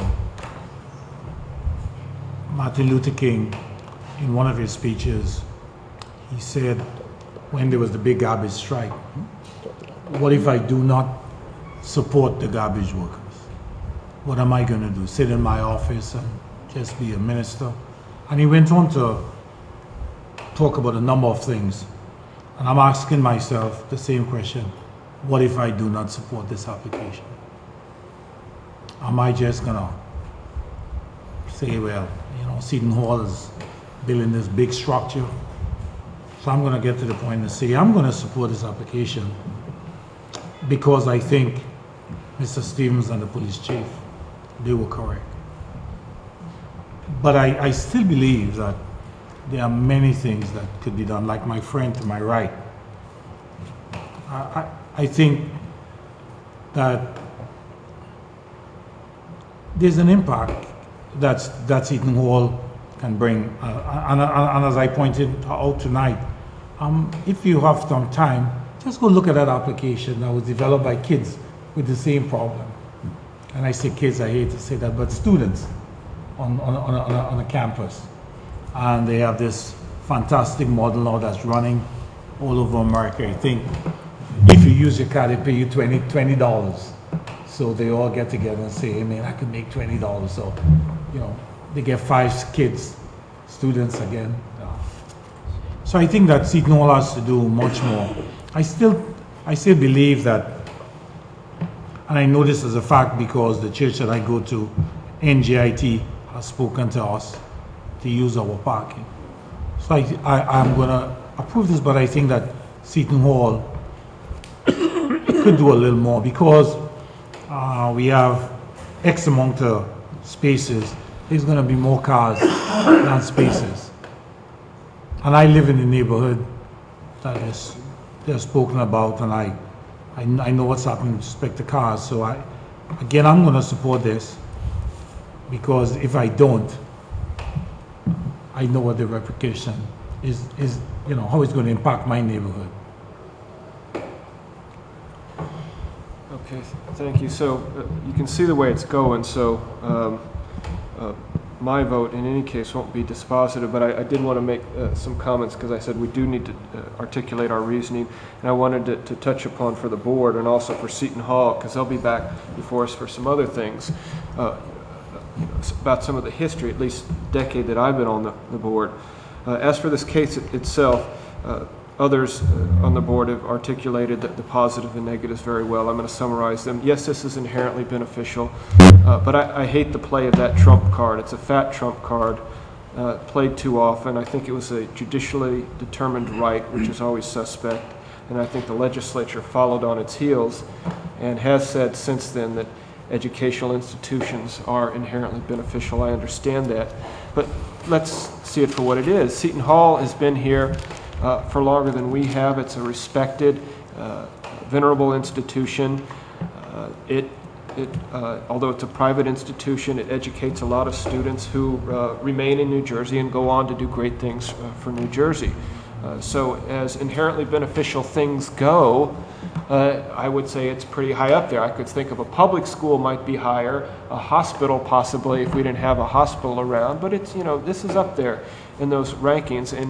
And so I don't think they're amiss when they do play that card. So we want this institution to survive. It is part of South Orange. It's not external to us. They need the parking. One thing I've learned from my career, and probably we've all learned from our lives, is to look for self-interest, or at least perceived self-interest, in how people think. And if you know what their self-interest is, you can often predict what they're going to say. For an educational institution to want to spend money for a parking institution is not the first thing that I would think that they would want to do, and they said that themselves. They would want to build an educational building, a science lab. They don't want to build a parking deck at millions of dollars. So that impressed me that they really feel they need this. We're all selling something. Everybody in their job is selling something. I sell something as a doctor. They're selling education. They have a product to deliver. They're charging $30-something thousand per student. They need to offer a good product. And it's clear that part of that product is this accessory use of reasonable access to parking. So it does help Seton Hall. They've demonstrated through the best scientific evidence they have, through 2 different professional standards. I, as a psychiatrist, am comfortable with somewhat fuzzy science, because I use it every day. So I appreciate that when the math isn't all exactly like to engineering standards, you do the best you can. I think they've clearly demonstrated that Seton Hall has gone out of its way, unlike in an application that we turned down, where I don't think they did their best job at providing the evidence. They've done a very good job of bringing experts and bringing the science to bear as such as they could on this issue, and I appreciate that. Also, the other benefit as far as land use goes is it benefits the public in that it moves cars off the street. Now, that's not Seton Hall's primary goal here, but it is an indirect effect, and as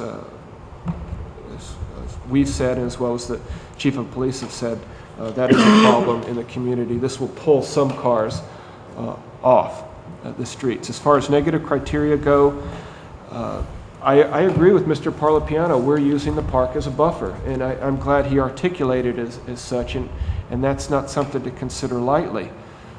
And I'm okay with that.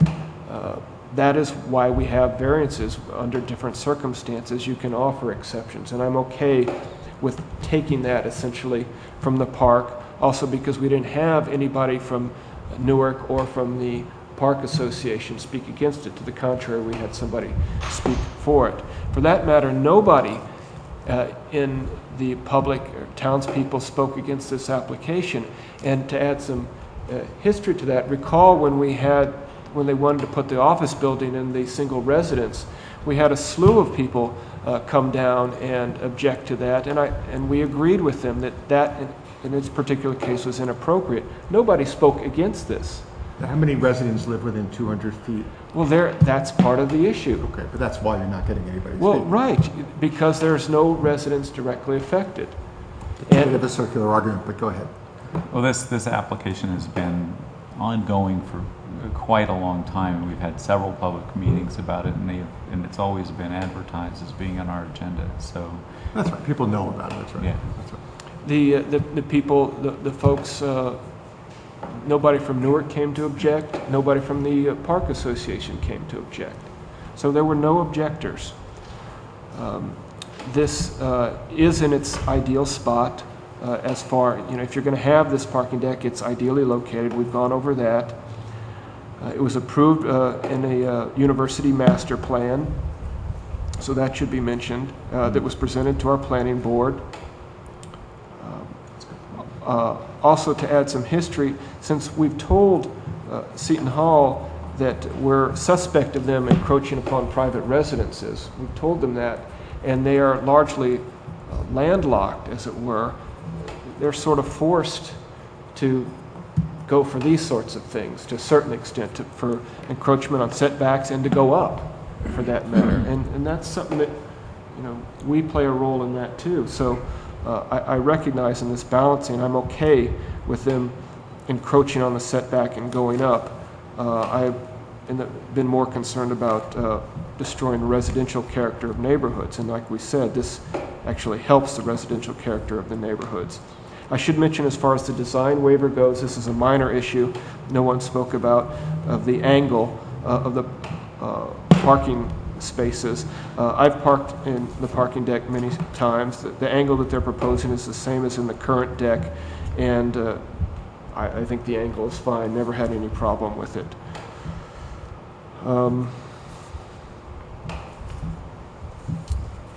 That's good enough. So in this balancing, yes, it's inherently beneficial, but it is truly a positive to this town, this institution, and the positives, to my mind, far outweigh the negatives, although I appreciate Mr. Parlapiano's forthright statement of what we're doing here. Any other comments? I'd like to also point out that Mr. Parlapiano's comments are appreciated, well thought out, comprehensive, and the most planner-like of all of our comments. And the only thing that I would say counter to them is that they're somewhat global in reach, incredibly general and theoretical, and while accurate and true with regard to the future of transportation, I think that there's an immediate need that needs to be addressed. And I would also add that the encroachment on the park issue is something that we can, as Mr. Reeves pointed out, deal with on an individual basis. In this case, it's something that we can feel okay with and not be making a general statement about how we're dealing with encroachment and setbacks adjacent to parks in the future or in other situations. And I also agree with Mr. Parlapiano as far as, you know, they could be back here again in 6 months again if they decided to increase the student enrollment, for example, and say, well, we need more parking. Yeah. Sure, they could. And that's why it's important to keep in mind the history of their applications before us, that we remind ourselves of what's gone on, that it's not just a totally elastic sort of approval that we're giving here. We've clearly shown them. That's my point about the math, right? Because if the math is what carries the day here, the math would carry a bigger day. No, the math as such as it was done well, but the bigger picture is I'm okay with this encroachment. Right. There could be a day when the parking garage addition that they're building would need to be converted into, ROTC office space because they don't need it anymore. But look, what they could even do is they could even pull up some of their surface parking and put a building there in the future. They may have already contemplated that, but I would be okay with that too. They need to have a properly functioning university. And I think this is a reasonable way to go about it. Also, as part of the testimony, it was stated that one of the reasons for adjusting the class times was a limited classroom space. So given the fact that the university is limited in how many students they actually can have in those classrooms, I think that there's a greater likelihood, unless they're doing substantial building, that the student body will stay essentially what it is as they testified to, because there are other constraints making that the case. Yeah. So we're saying this sort of also for the university's benefit, to let them know of things we might consider in the future, that this just isn't what's your pleasure type of approval. Yeah, I think they've learned a lot from this exercise, I'm sure. Yeah. Okay, any other comments?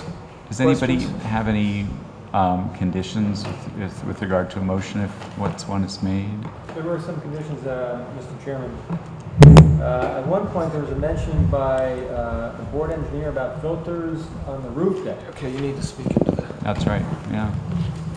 And then there was an agreement, a stipulation that the applicant would comply with Olin Engineering's review letter dated May 10th, 2013 with respect to items 14, 15, 16, and 17, subject to the board engineer's approval. They had also agreed to make the color of the LED lights in the new structure subject to the board engineer's approval, because there was a concern that the change to LED lights could make it too bright if they had a certain white color. Now, at one point, there was a mention about changing circulation. They were going to consider that. I think that has since been resolved, because circulation is over. And there is also the 70% angle parking issue, which Mr. Chairman raised. Did you say that last one again? There was a 70% degree of the annual parking. waiver of design guidelines for the parking stalls. That would be considered a condition? No, or- I was just mentioning. It Oh, okay. was a waiver. So there's Now- the fence. The applicant at the last meeting requested that, oh, I'm sorry. Let's do one thing. I didn't hear, I'm sorry. Mr. Fisher, you were talking about the The fence. design waiver for the fence. I guess that's a Well, variance. that was a variance. That was a variance. That was a variance. There was a fence height variance as well as the setback variance. So the conditions are those items in our engineer's report, items 14 through 17. And as I recall, the applicant agreed to address those as per Right. our consultant. But we should mention those as conditions. Right. And then the Well, what I just said. Filters in the roof Filters deck. in the roof deck, color of the LED lights, and the waiver for parking. but we've given that, so that's not a condition at this. We don't impose that on them. That's what they wanted. Right. Okay. All right. So those are the three conditions, Mr. Discala. I was just going to say that the last meeting that the applicant requested that the three separate votes be given as part of this application. Actually, I'm going to recommend that we don't, given the kind of precursor to the way the vote's going to go, I don't see a need. I leave that up to you, but it's just my recommendation that we vote on this as one entire application. We agree. Excuse me? We agree with Mr. Discala's suggestion. Or a single vote rather than, That's what I contemplated. Okay. All right, may we have a motion then? I'm going to try. Okay, so I'll move that we vote in favor of approving this application as submitted with the following conditions, that the items number 17 through 19 from 14 through 17. 14 through 17 from the engineer's report be reviewed and approved by the engineer. And that includes filters on the roof deck, lighting treatments with regard to the LED lighting. I think those are separate, Mr. Discala. Yeah, those are Those are in addition to the 4 items in the review letter. Oh, okay. So, okay, the 4 items in the review letter plus filters on the roof deck and lighting treatments, both of which need to be approved by the village engineer. The design waiver, this approval would include design waiver with regard to 70% angled parking, 70 degree, I'm sorry, angled parking. And the variance for the height of the fence adjacent to the property, allowing a 9-foot fence. And the setback. And the setback. Oh, I'm sorry, in the setback, of being 5 feet rather than 30 feet.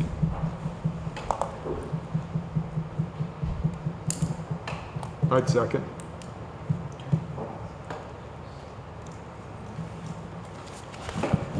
Okay, Mr. Don, Yes. Mr. Discala, Yes. Mr. Parlapiano, Yes.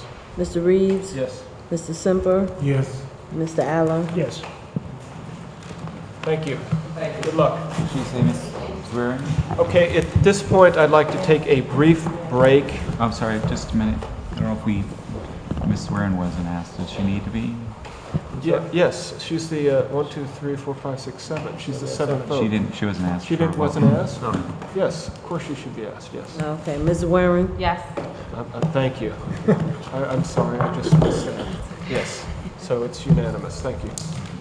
Okay, so we're going to take a brief break, and then we're going to bring up the Fairview property application.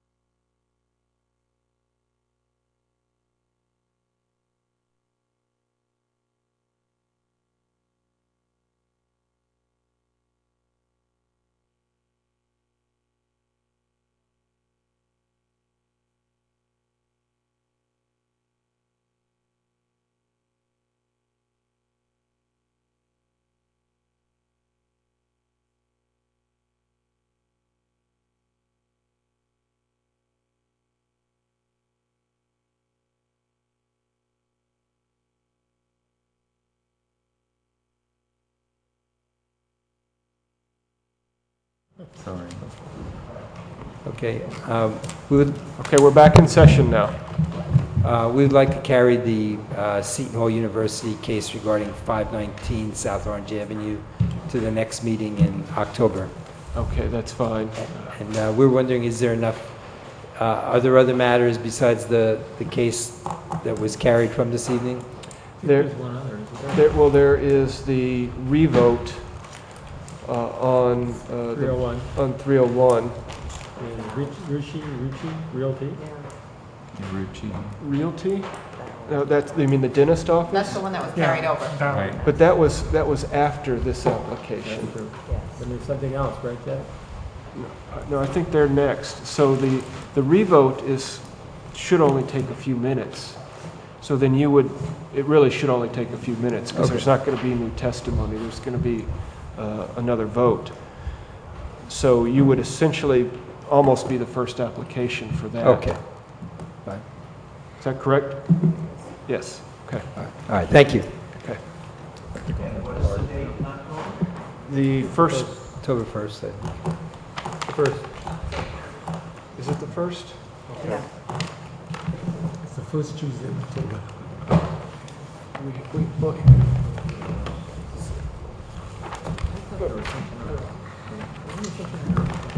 here's here. Fairview. And Seton Hall.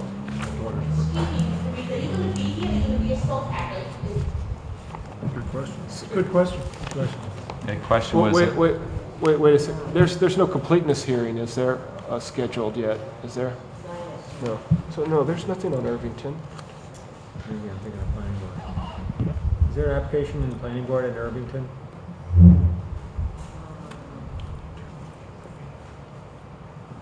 Not exactly sure. So there will, if we get through with Fairview this evening, then that brings up just the revote, and then Seton Hall University would be up after, and then the dentist office would be after that. Okay. Good question about where, though. Sal, any idea about the move? I don't think it's definite yet whether or not we'll be there in October. So would the applicant need to re-advertise if the meeting got moved to I don't SOPAC? think so. He can if he wants to, Mr. Coakley. I don't think it's necessary. There's a question because this village hall is going to be closing down. We're going to be having our meetings at SOPAC starting, if not October, probably November. But we'll make that announcement now for the record, so anyone listening or here will know. And it would be posted on the website, ahead of time. So if anybody wanted to know ahead of time, they could just check the website. Could we announce that this is carried without further notice? Yes. Yes. And it might also be good to put up a piece of paper in the windows of the doors, the old-fashioned way. Okay. All right, thank you. Thank you. Maybe vote online. Probably that too. Okay, so our next application is Fairview LLC. This is 310 to 318 South Orange Avenue. The applicant seeks a use variant to permit mixed-use development, retail and residential. Mr. Chairman, I feel I have to recuse myself from this application. Okay, thank you. So we will, excuse me? So I have 6 members. So we have 6 members here.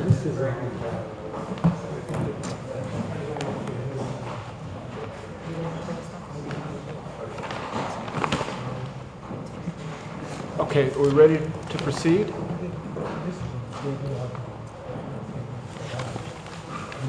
Are we ready to go?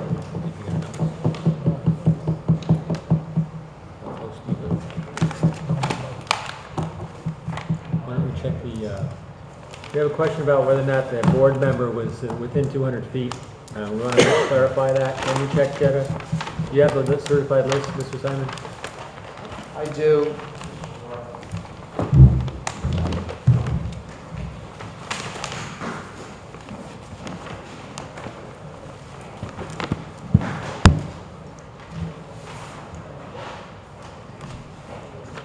Well, he didn't state the reason for his refusal.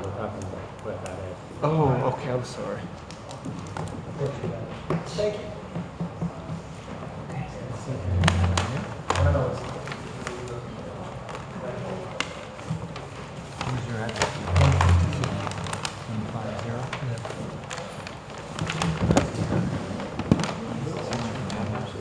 And all the low numbers up there.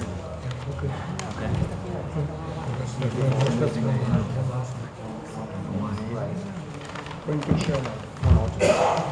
Mine was mixed in with another item. Okay, so Mr. Simper's okay. Okay, let's go ahead and get started.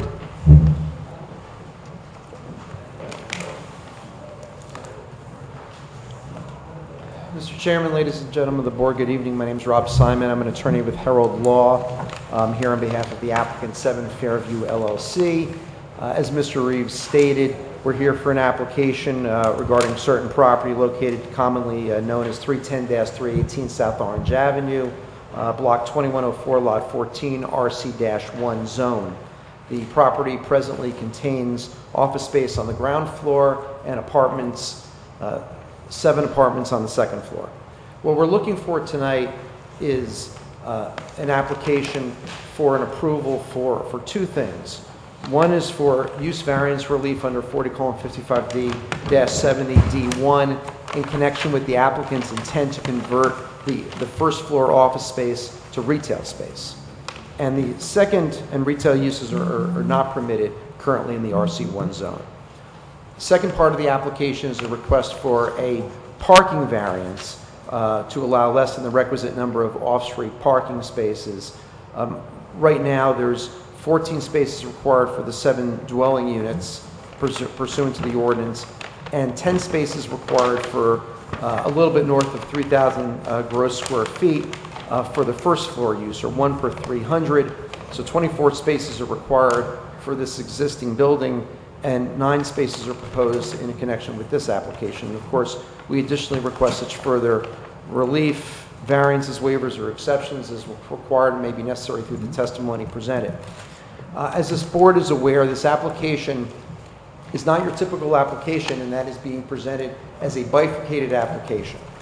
Applicants have the right under the municipal land use law 40:55D-76B to, in essence, bifurcate their application when they're applying for variances. In other words, making an application just separately for the variances first to seek approval for the variances.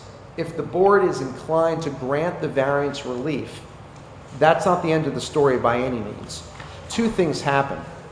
Number 1 is that it would be conditioned, in this case certainly, on the applicant coming back at a later time once we determine that the uses at least meets the first stage of being approved as a variance. We'd have to come back for formal site plan approval by this board, kind of similar to the Seton Hall application you just heard. So we're not here tonight to present any of that testimony. That's why it's bifurcated. The other significant fact to remember with regard to bifurcated applications for variances is that the applicant has an additional burden of proof when they come back for that second phase, the site plan phase. Namely, they must again prove the negative criteria, so that even if this board finds, for purposes of the application tonight on a bifurcated basis, that we meet the positive and negative criteria for the granting of the use variance as well as the parking variance, we would have the burden of coming back before this board at a later date and presenting our site plan application, including traffic, parking, and the like. And at that time, you have certainly the right statutorily and the obligation, frankly, to relook at, in essence, the negative criteria and put the applicant through his burden of again proving the negative criteria in connection with the site plan. But for reasons that we stated at the time of completeness and the time, as we state, and will state here through the testimony presented, we felt it appropriate and prudent to proceed in the fashion that we're proceeding in this evening. We've received some comments from Ms. Gruhl, written comments. We intend to address them through the testimony presented, as well as obviously all comments and questions that the board members may have through our presentation. Let me ask a question. Sure. based upon what you said, because this is the first time we've had a bifurcated application presented to the board in many years. In this sort of situation, are there two votes essentially? Is there a preliminary vote to grant the variances, and then there's another vote later when they come back for the site plan, and they have to get both? Right, right. So they can't say, well, you gave us the variance the first time, you have to give it to us now. That's right, that's exactly right. That's what you're Actually, I want to further clarify. It's not to say that, I mean, in the first half of the bifurcated application, where if we approve the use, aren't we held to the use, perhaps not for the site plan, but for the use itself? What do you mean held? Is that a binding? Yeah, our approval is Sure, with but- regard to the use, so we're not going to be considering the use in the future. We'll only be considering Well, and the the site plan. variance runs with the property, right? And the variance would have been granted, and so. But you could not pull a building permit without coming back for site plan approval. Right, but we won't be considering the use in that site plan approval. Correct. Okay. Okay, so then there is an encumbrance then. There would be a variance, even if the In site effect. plan isn't approved. Variance in effect. Property would have a variance on it that allows for a use that is not consistent with the zone. Right. But couldn't be utilized until they came back for site plan. Okay. Right. We're getting the light, make sure, I'm sorry, I'm hogging this, here you go. There's extra over there. Okay. Shift that. I have two. Susan, any, am I on the right track here? Well, I think Mr. that Simon wants- Mr. Simon has- Yeah, let me just, Yes. just so that, I think we're all kind of saying the same thing, but let me actually read the statutory language so it's crystal clear for everyone. And it says, no such subsequent approval, meaning the site plan, shall be granted unless such approval can be granted without substantial detriment to the public good and without substantial impairment of the intent and purpose of the zone plan and the zoning ordinance. So I think to answer Mr. Scala's question directly, I do, at least reading of that, and you can form your own opinions, I do believe that the applicant certainly has the burden when they come back for the site plan portion of the application to, again, prove the negative criteria and that it's all kind of considered as part of Correct. the approval. Unlike a normal site plan application, which didn't have any variances, it wouldn't necessarily have to prove the negative criteria. In this case, they would. Okay? Okay. So what's the point of Your mic's bifurcating off. if they have to come back and? Cost. Your microphone is on. They don't want to design. Yeah.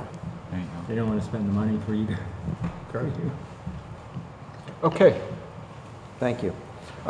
With that, tonight we will commence the application by putting on 3 witnesses. Dick Gascoigne, the architect on the project, Brandon Zaleski, licensed real estate broker, and Peter Steck, our professional planner. And again, this is just for bifurcated purposes. So at this point, we request that Mr. Gascoigne be sworn in as a witness, please.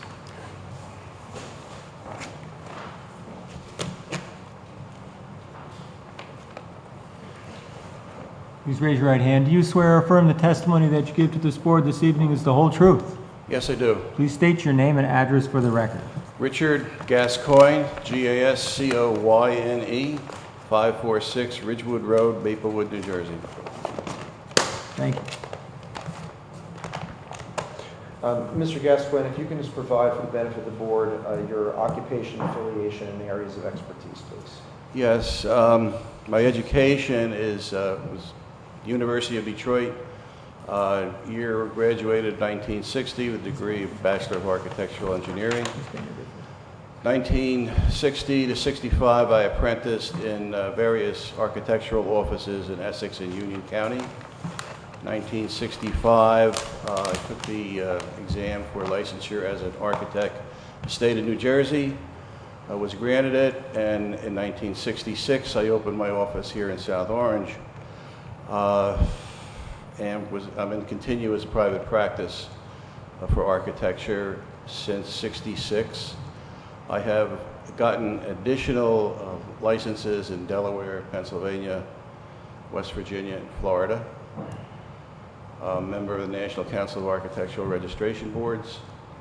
and I have appeared before numerous boards of planning boards, boards of adjustment, courts of law in various states, and have in each occasion been qualified as an expert in architecture. You've been qualified in South Orange as an expert witness Yes. for planning and zoning boards, correct? Yes. We ask that Mr. Gascoigne be deemed to be an expert in the field of architecture, please. Any questions? Okay, we recognize Thank you you as an expert. Thank you. Mr. Gascoigne, you're familiar with the plans for this application as submitted? Yes, I am. Okay, and you're familiar with the subject property as well as the subject neighborhood? Yes. Okay, if you can just describe generally the proposed plan, and you were here listening to my introduction, and you understand the nature of this application, namely that it is a bifurcated application. We're just applying tonight for the use in the bulk variance relating to the retail use and the related parking. Yes, I am. Okay, so if you can just provide just really an overview addressing the existing conditions and the proposed alterations and improvements with regard to the site, including a site layout, facade, and nature, just again, so that when the board considers this application on a bifurcated basis, they have some foundation to work with. Okay. The property is located on the southwest corner of Fairview Avenue and South Orange Avenue, approximately 1 block west of Ward Place, kind of like a major intersection. The property has pretty good slope from South Orange Avenue up Fairview Avenue. The building is basically located property line to property line on South Orange Avenue and Fairview Avenue, and the side property line, with a small parking area in the rear of the property accessed from Fairview Avenue. The building is essentially a 2-story masonry frame building, and there's a little bit of a basement to it, but that's a steel-framed structure. There's really no access to the basement except from one stairway, I believe, in the building. The first floor of the building is currently unoccupied. The last major occupant was, I believe, a physician who had approximately, I'd say 3/4 of the building, if not a little bit more. And then I believe there's a medical supply use on the last quarter or 1/5 of the building. I believe on your drawings that you people may have, there are pictures of the facades, 4 facades of the building. Essentially, along South Orange Avenue, it's a brick veneered building with like slot windows in the masonry. There are limestone and cast stone features to the building periodically along the elevations. Going up Fairview Avenue, there's very little fenestration. The main entrance to the apartments is located on Fairview Avenue towards the rear of the building, and essentially you're entering the building several feet above the South Orange Avenue entrance elevation. Excuse me, Mr. Gascoigne, do you want to maybe refer to your plans, insert plans that have already been submitted, so I don't know. Plans that have already been submitted, so I don't know if we need to mark them as a separate Actually, mark exhibit. them as A1, Okay. please. Okay, sure, no problem. Those are plans. If I may note, though, we have plans that had the option that was also included, so can we clarify what we're marking, what Right. sheets are being marked Yes, and what absolutely. aren't? That's an excellent idea. And as Ms. Gruhl, what she was referencing is that if the board recalls, originally, when this was presented for purposes of completeness, it was presented as a retail or, in the alternative, a potential daycare use. The applicant at this time has decided not to pursue any type of daycare use for the first floor of the site, so at this time it's just for a proposed retail use. But I believe way back when the plans were submitted, there were a couple of sheets, I think that's what Ms. Gruhl is referring to, that specifically contemplated a possible daycare use. So we're referring to plans that are dated So, Mr. Gascoigne, if you would just identify, and we put on a poster board 2 sheets here, we can just, we'll mark them as A1 and A2, but if you can just go ahead and maybe start with. The drawing I was, or the testimony I was giving just a little while ago was based on a drawing A1R. And it is dated 5/25/2012.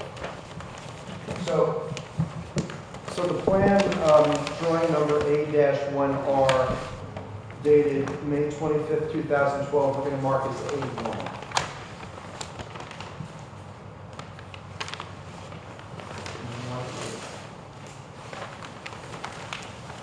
The other drawing that I'll be talking about is numbered A-3, and it is also dated 5/25/2012.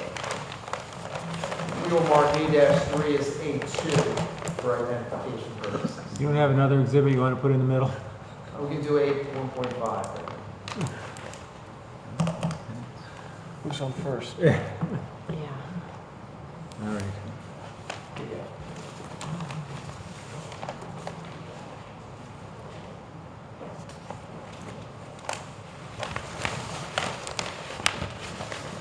The building property is surrounded by, to the west, a garden apartment complex.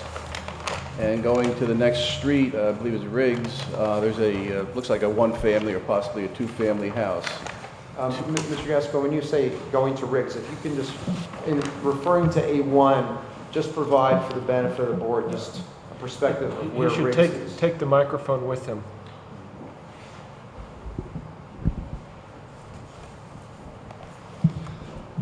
Excuse me, the angled street is South Orange Avenue, generally east to west. The bottom street is Fairview Avenue, going north to south. The next street, the street I was just talking about, Riggs, is approximately in this location, east to west, or excuse me, north to south, going to South Orange Avenue. The property to the south of our particular property is a continuation, I believe, of this garden apartment complex. Across the street on Fairview to the east is an apartment building.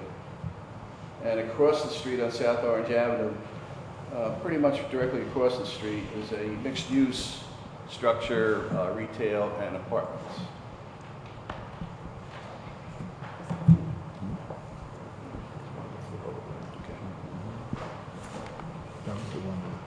I'm sorry, Mr. Gascoigne, I missed where you said across what street was the multifamily? The apartment building is on Fairview Avenue to the east of our property, and it's I believe it's a 3-story masonry building.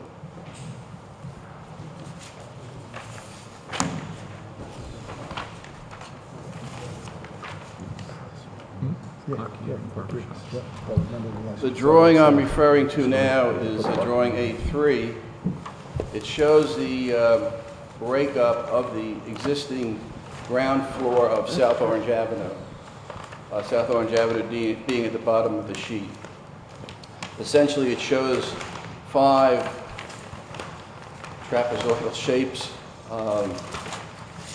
toilet facility to the rear, to the west of the building. There's another space in here that I referred to as a medical supply business. The top portion of the sheet shows a revision to the front elevation of South Orange Avenue. I said before that the current elevation, there's some slit windows in the facade, but being a retail space, we want to get more exposure. So we're going back to essentially what was there several years ago, quite a few years ago. And then a sign facade above the head of the windows on the ground floor. The second floor along South Orange Avenue, basically double hung windows, the rear and some cast stone and limestone treatment to it. And there are apartments on the second floor, correct, Mr. Gasser? There are 6 apartments on the second floor, 1 on the first floor.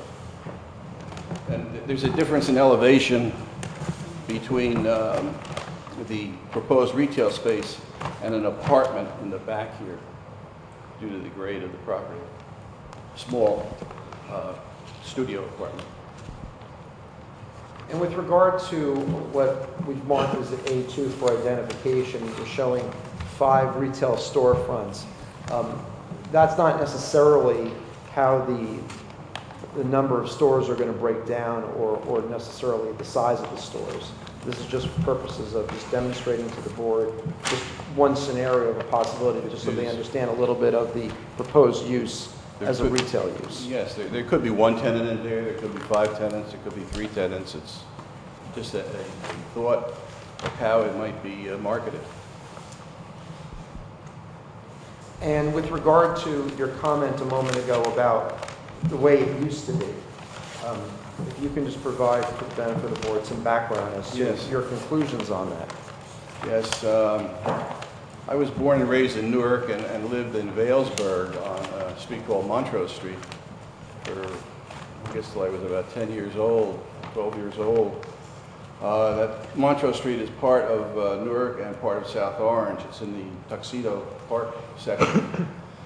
And when I was a kid, you know, with the other kids in the neighborhood, one of these stores, I don't remember which one, used to be a hobby shop called a jigger shop. And it was quite popular at the time, and kids did things back then that they don't do now. So it was retail. I don't recall what was in the other stores, but that was the store I always went to. And that was probably in use in the early 50s. And is it your understanding that there was retail use in the building subsequent to that time or around that time? There was a medical facility there, a medical doctor. I don't recall, honestly, what uses were in that building after 55. And with regard to the 7 residential units, what's the breakdown in terms of the bedrooms of those units, if you recall? I believe there's a couple of 1s, a couple of 2s, and I think possibly a 3. And at the time, because this is a bifurcated application, at the time of site plan approval, I know we've discussed privately the idea of things like buffering and redoing the parking lot and things of that nature. That's the intent at the time, if this application was approved, I guess in the phase 1 of it, to come back at the time of site plan and provide a comprehensive site plan application in conformance with the ordinance, correct? Yes, the site plan that I prepared shows generally how the site plan will be when we come back for site plan approval. It just, it's not showing any of the engineering details, the lighting, the landscaping, the drainage, but it'll be a 9-car parking area, refuse and recycling area in this one space here, the balance for the residential units in the building. And in your experience and background as a professional architect, do you have an opinion, given the style of the building, as to whether originally when designed and constructed it was built for retail purpose on the first floor versus office purpose on the first floor? I believe the layout of the first floor that I show was pretty much the way the building was laid out at the time. I recall being in a neighborhood and a kid in a neighborhood, broken up into several stores, but I can't tell you what use. And obviously the second floor of a building of this type, of that age, was generally apartments. Excuse me.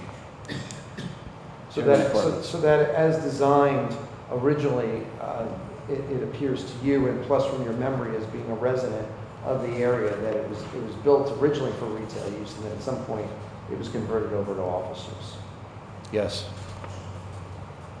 I have no further questions for Mr. Gascoigne at this time. If the board has any questions. I have one question. Did you say there's 6 apartments or 7? 7. 7, okay. So six on the second floor and one on the first floor. 1 on the first floor, okay. We have questions for Mr. Gascoigne. I have a couple. Mr. Dunn. On your drawing A3, this plan that we're looking at is not the plan of the entire first floor, correct? That is correct. So there's more on the right-hand side of the plan, Yes. and there's more in the back. The back is Because there's the- basically the corridor going to the second floor units. Down, the entrance to the apartments, Right, okay. right here. So, I guess, when you come back, if this is approved, I think it would be helpful to see the context of the entire floor. Because to me, it's not particularly meaningful. I don't know what this little slot space is between the last 2 retail spaces and, That happens to be a stair going up to the apartments. okay. The other question I have is, are all of these spaces on the South Orange level at the same floor elevation, or do they No, vary? they vary slightly. So if this is one big space, it'd be at a lot of different levels potentially. It could be. There's not a lot of space elevation change. Conceivably design the interior of the space where you could have a higher elevation going into one of the specialized rooms. We have no idea. Are the walls between these units existing now? The walls No. that you're showing? No. So they're not bearing, they're steel? There's steel columns in there. There's a couple of places where there appears to be a masonry pier. I don't know if there's a column inside the pier. Okay. All right. I was just having a hard time understanding this plan because it wasn't the whole floor. You're proposing 9-foot parking spaces, 9-foot wide parking spaces. That, I assume, complies with our ordinance? Yes. Mr. Parlapiano. Just, you mentioned there's a basement. Yes. How large is the basement and how is it accessed? Essentially, it's the entire footprint of the building, and it's accessed. There's a stair going in this direction. In off of referring to A2 marked, just. excuse me, A3. Well, but. Exhibit A2. We marked A2 for. Oh, all right. Right. Sheet number A3. The access to the basement is off of this corridor to the stair going up to the second floor and to this one, excuse me, this one studio apartment.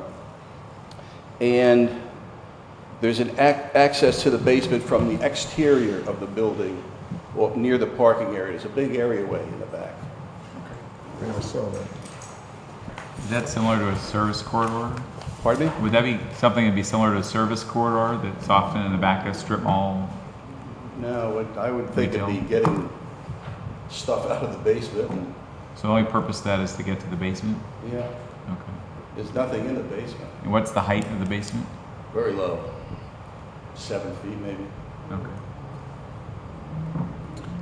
That changes slightly because of the floor elevation difference. This is the highest floor, and it drops down. I would say from here to this space might the space off to the left of this drawing is the highest floor for the retail, and for the lowest space to the right of the floor plan is probably a foot. Mr. Simon, make sure you speak into the microphone when you're speaking. Mr. Simper. You said there was an apartment on the first floor? Pardon me? There's an apartment on the first floor? Yes. A studio apartment.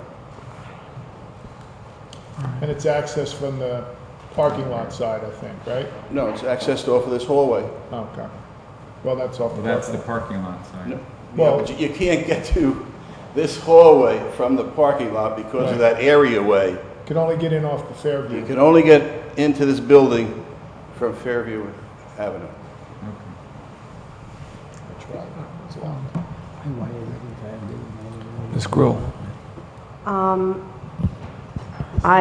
We were as confused about particularly the elevations as you were, because we recognized that these were not wait a minute, let me get to the right, well, what's marked as A2, I think, is that what we're talking, which is A3 on the plans, are not reflective of the entire building. And what we had recommended, a couple of things. We had suggested that information be provided regarding total square footage of the building, number of residential units, full first floor, floor plans, full elevations of both facades. We don't have building plans and the elevations, and that may go to the first step here, which is the D, and not the site plan. I understand that this is a bifurcated application, but you know, our recommendation is some of this information needs to be clarified, because you as a board really can't necessarily evaluate the entire D application without some of that information. We're talking about both the D and we're talking about a parking variance as well. So without that information, it would seem to me that it's difficult to fully evaluate. Mr. Gascoigne, just if you can just respond to Ms. Gruhl's question in terms of square footage and just identify kind of the balance to the extent you haven't already for the testimony as to what's not on the plan.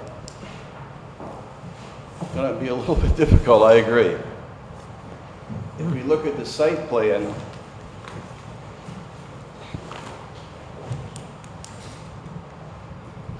the site plan shows the existing total building. There is a relatively small retail space at this end of the building, starting on the South Orange Avenue elevation. The most western side. Yes. That's right, that was always there. Which doesn't show on our plan. Which does not show on the floor plan, the interior floor plan. And that is the medical office that's Yes. currently existing. What is the square footage of that, and what are the approximate dimensions? I have to give you a guess on that space. It's relatively modest. 600. In order to calculate the parking requirements, you need these, detailed square footage of the building. For a office space, it would be the net office square footage. So that would not include the corridors, it would not include bathrooms, facilities, storage rooms. For retail, however, it's gross square footage. So the calculation is different. So that information is definitely relevant. Somewhere along the lines, I have the... I believe on the plan you have, in terms of the retail square footage is 3,024 square feet. Yes, but going to Ms. Gruhl's question, there is space here, Right. which Here being where on the plan? here being the westerly module of the building. There's a relatively modest retail space. I'm guessing 600 feet. Why wasn't that included in the plans that were submitted? Originally, we were preparing this application to be a daycare center, and there was no intention to bring the daycare facility into that guy's business space. That's the only reason.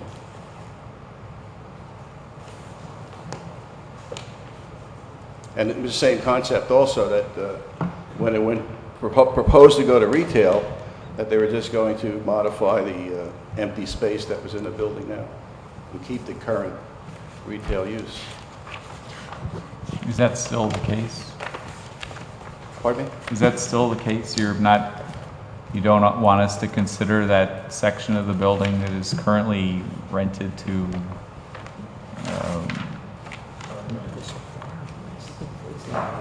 I'm being told by one of the principals of the building that that space is 900 feet. Square feet. Square feet. And that tenant will stay in that space. So the proposal in terms of the retail space that's on your plan is for the 3,024 square feet, correct? Yes. In terms of the new retail space, correct? Yes. Are we going to have testimony from that person about that 900 square feet? Because, again, this is part of the parking variance that's necessary as well. We also have to understand what the residential units are, the square footage, and the bedroom counts. Correct. The bedroom count, the parking spaces required for the apartments would be based on the residential site improvement standards, based on the number of 1-bedrooms, 2-bedrooms, 3-bedroom apartments, which that calculation should also be provided as well, because it would be the sum of the retail, commercial space parking plus correct the residential to determine what the parking variance is. Basically, the information provided is that you need one space for 300 gross square feet. You got 3,023. The calculation comes out to 10.07 spaces and 9 spaces provided, but it doesn't take into consideration the residential. The residential. Right, which we'll have testimony to by our professional planner on that.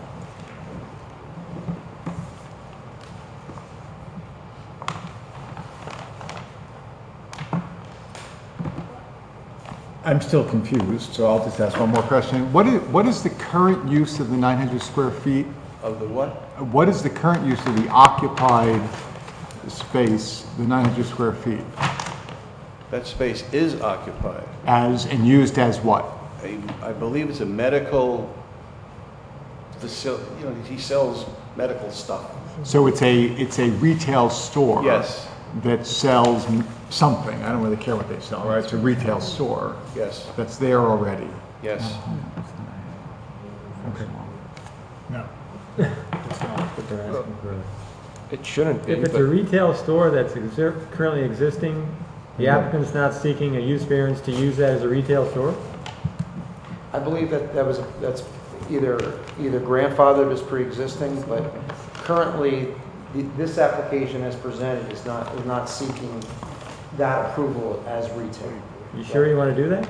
Well, I mean, subject to my discussion with my client, that's how the application was presented.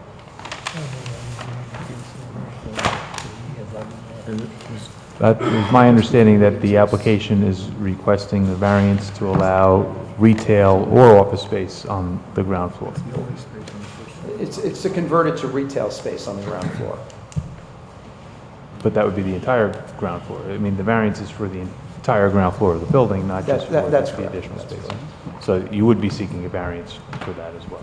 No, the I business guess if that's there now. If we needed to, yes. I mean, I guess that technically, to the extent we needed it to seek a variance for the entire ground floor to be retail, notwithstanding there's an existing use there, that the answer is yes. Do we know whether there's an existing variance in place for this to be retail space, or is that? There's been no evidence of it. We're not aware of any. No. Okay. It's interesting because there's testimony from the architect, oddly, that the previous use, historic use was retail. So I thought we were going there, right? Right. What year do we have testimony? However, when was the zoning that's enacted? immaterial because the use has been changed and it's not been used as retail for a while. Yeah. So the only place that we would go there is this one space Right. that isn't included currently in this application. Yeah, but I wonder how we do that, right? Because, you have a building, we don't usually do it foot by foot, right? The use is a use of a site, use of a building, right? No, there are mixed-use buildings. That's been an issue before, even though this RC1 zone either says apartments or executive offices. They're in the primary business zone. Right. We've encountered that before. And to further muddy the waters, we have a residential unit on the first floor. Right. Right. Right, which would the intent is to maintain that as a residential use, obviously. The residential use is a permitted use. You're allowed. On the first floor? permitted residential? In the RC1? RC1? Yeah, you're allowed, yeah, residential or offices. Yeah, Basically, RC1, because we've gone over this before, it's confusing. At least our ordinance says, in this zone, you can have a multifamily apartment buildings, all apartments, all the time, or offices. And never the two shall meet. At least that's what it says in the ordinance. And the primary business, it allows retail on the first floor and apartments on the second floor. And it's come up to us before where applicants have asked to have mixed use within a single building within this zone. That situation has come up before. I really can't remember the apartment on the first floor. I know the building quite well. I've worked in it. I would like to know when that happened. I can't in that building. Well, if it's a permitted use,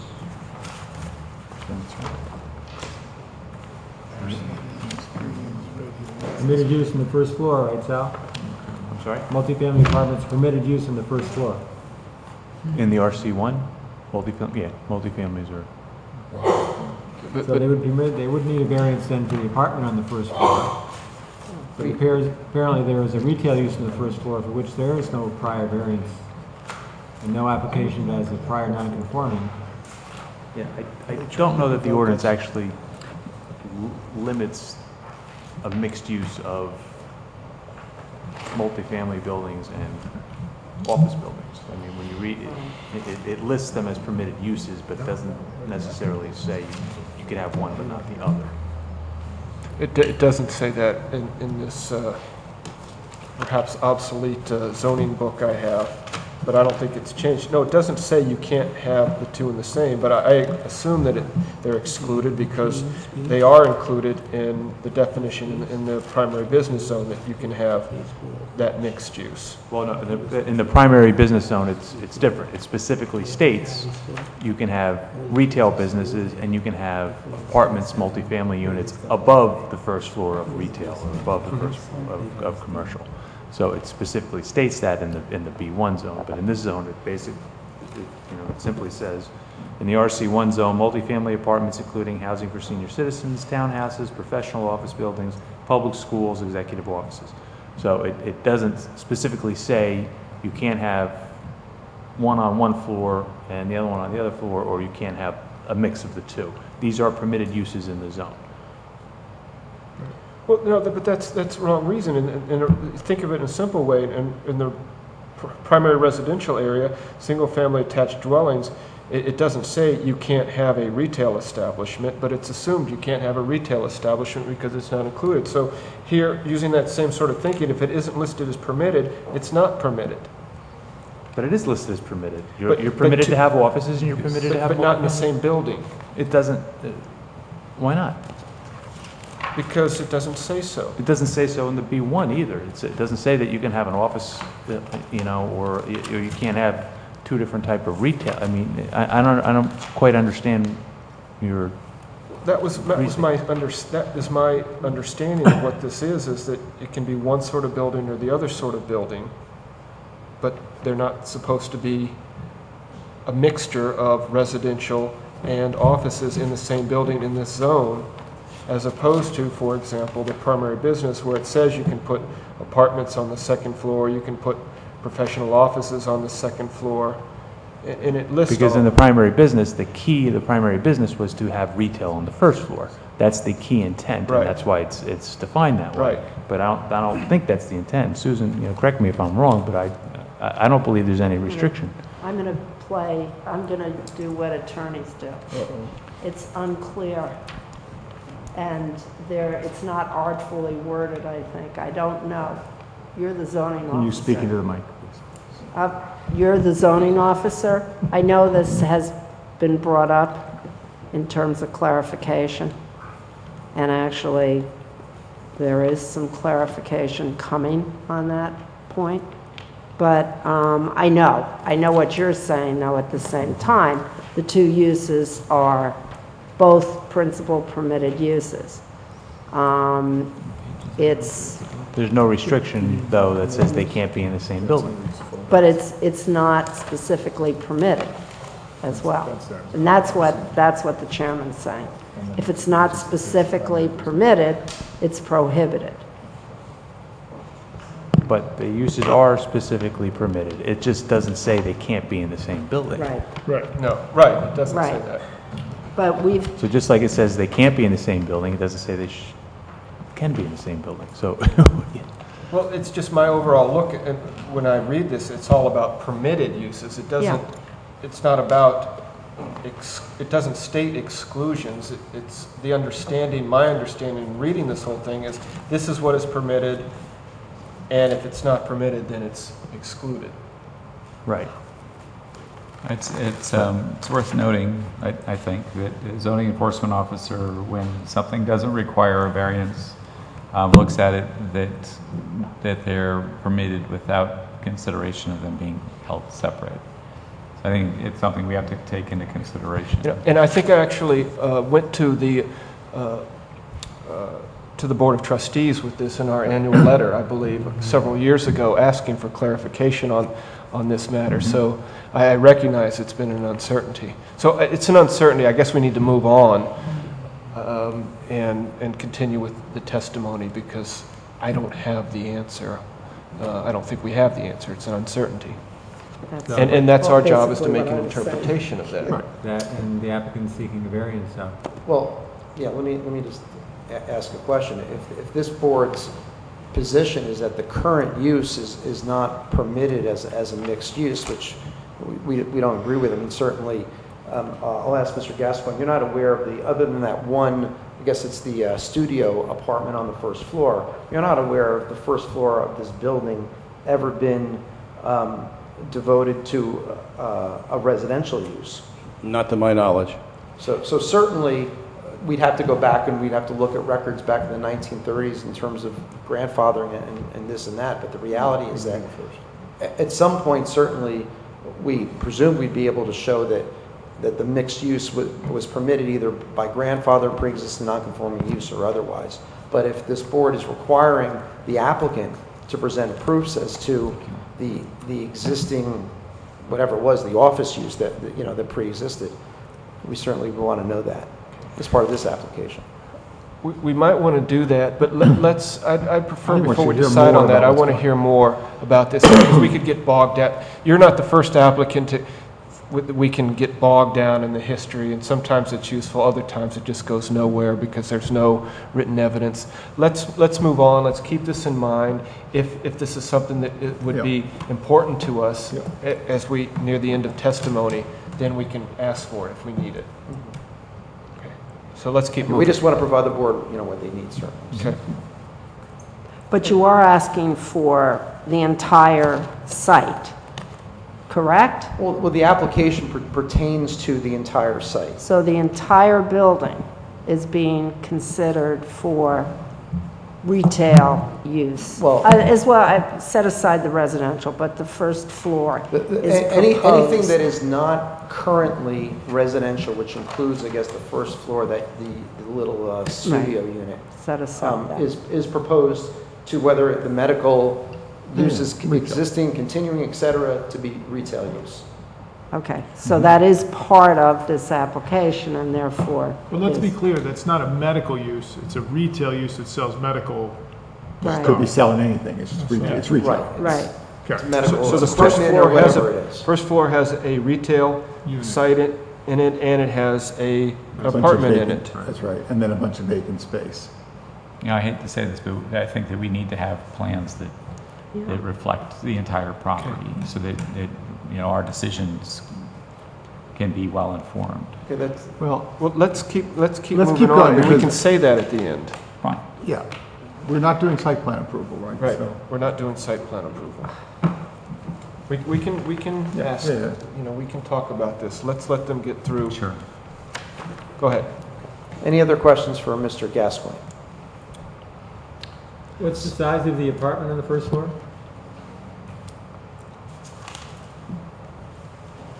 I was only in it once, and and it appeared to be smaller than that office space that we talked about being 900 feet. It's very modest. That's something we'll need to know at a future date. Because obviously that affects the amount of square footage that's retail, right? Which generates parking. I mean, And that's true with the residential on the second floor too. We really need that information, not a guess, an actual. Right, and I don't know if, and Mr. Steck will testify to this, as to the particular, I totally see your point, I think it's a good one. But with regard to the actual residential units, I don't know if the square footage is necessarily relevant just for the purposes of the parking count. But we'll get into that. Now, with the exception of that first floor residential unit, that one is, only because it helps understand the square footage of the non-residential. Well, I guess in terms of the balance for the retail. Right. Okay. I'm done. Any other questions for Mr. Gascoigne at this time? Do members of the public have any questions? Okay, why don't you come forward? Wait a second. microphone. Why don't you use that microphone, ma'am, and state your name and your address, and let me tell you, this is questions for the architect. I understand. Okay. I'm Petra Chu, 22 Park Place in South Orange. My question really is, goes first to a question to you. I believe that there is a You need to use a for sale microphone. sign- There's a for sale sign on that building I think it says for rent. for lease. So what- Please speak into the microphone, Ms. Ms. Chu. Ms. Chu, Is this for the lease of the offices? Ms. Chu, we can only ask questions right now of Mr. Gascoigne. Okay, I'm going to ask you. The sign for the lease of the offices has been on that building for a long time. Is the idea of putting in stores so that this will be more marketable to people? I don't know totally. I want to understand why. That might be a question for the planner. Is that really a question properly for the architect? Not something he testified about. No, he didn't testify about it. So I think that's a good question, but I think that's something that you could ask the planner or the owner of the property. Okay, I'll come back. Yeah, I'm not trying to just dismiss you. It's just not a proper question for the architect. Okay. Do we have other questions for the architect based upon what he said? Or an architectural question? Okay, thank you. Thank you. I'd like to call Brandon Zaleski now, please.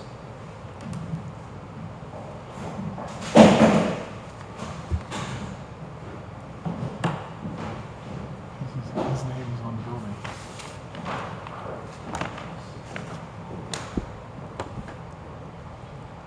Do you swear or affirm the testimony that you give to this board this evening is the whole truth? Yes, I do. Please state your name and address for the record. My name is Brandon Zaleski. I live at 437 South Livingston Avenue in Livingston, New Jersey. Could you spell your name, please? Brandon. Last name Zaleski, Zaleski. Thank you. Mr. Zaleski, if you can provide for the benefit of the board your occupation, affiliation, and any license you may hold. I'm a full-time real estate broker with my company called Bright Star Realty. We're located in Roseland, New Jersey. I do property management, commercial sales, and commercial leasing throughout North Jersey. We manage 37 different properties, primarily in Essex County, a little bit in Union. We've got a lot of stuff in Maplewood, a couple of properties in South Orange, and 310 South Orange Avenue happens to be one of the properties I've been trying to lease, sell, etc. over the past 3 years. And for how long have you been operating as a real estate broker? Since 2006. And in your experience of the last 7+ years, that you've had the opportunity to offer commercial properties both for office space and retail space for lease and purchase, correct? Yes, that's correct. And you're familiar with the subject property and the surrounding area? Yeah, yes, I am. And have you ever testified before a board before? Not in front of a board, no. Okay, and testified with regard to Yes. commercial real estate in what context? It happened to be for a sale of a building that was in dispute. Okay, so So you testified in court? Yes. Okay. As an expert or a fact witness? Fact witness.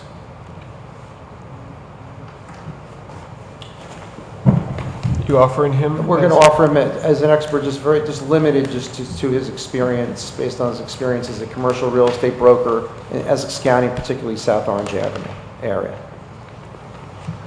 We have questions for Mr. Zaleski? Do we need a realtor to be accepted as a... Is he going to give appraisal type information? He's not providing appraisal information in terms of, the value of a particular property, no. Market information? He will provide marketing information in terms of his efforts to market this property for office space and also his experience in the field and in the surrounding area in terms of the ability to market similar types of properties. Okay, I think there's some expertise there. Okay, so that's where his expertise lies. So any problems with that? Okay, so in that area, as a real estate broker, yes, we recognize you as an expert. So, Mr. Zaleski, you've reviewed the plans that have been submitted as part of this You're not being picked up on the microphone. You really need to, you Maybe really right need on to have top your, of it. like 3 inches off the end of it there. You Sorry. might want to just carry it. Sure. What's so sad is that I'm actually a musician and I do this a lot, Oh, so jeez. it's so pathetic. You have better sound system than we do. Well, actually, I do. So, Mr. Zaleski, in your experience as a real estate broker in the Essex County area, and particularly in South Orange, Maplewood, you've had an opportunity to market this property for lease, correct? That's correct. Okay, and if you can just describe for the benefit of the board your experience, how you got started in doing that, and what you have found out in your efforts. I started with a gentleman by the name of Wayne Kroll, who's the ex-fire chief in Maplewood. He owns a lot of real estate, primarily in Maplewood and throughout Essex County. I manage all his portfolio for him with the exception of 2 different properties.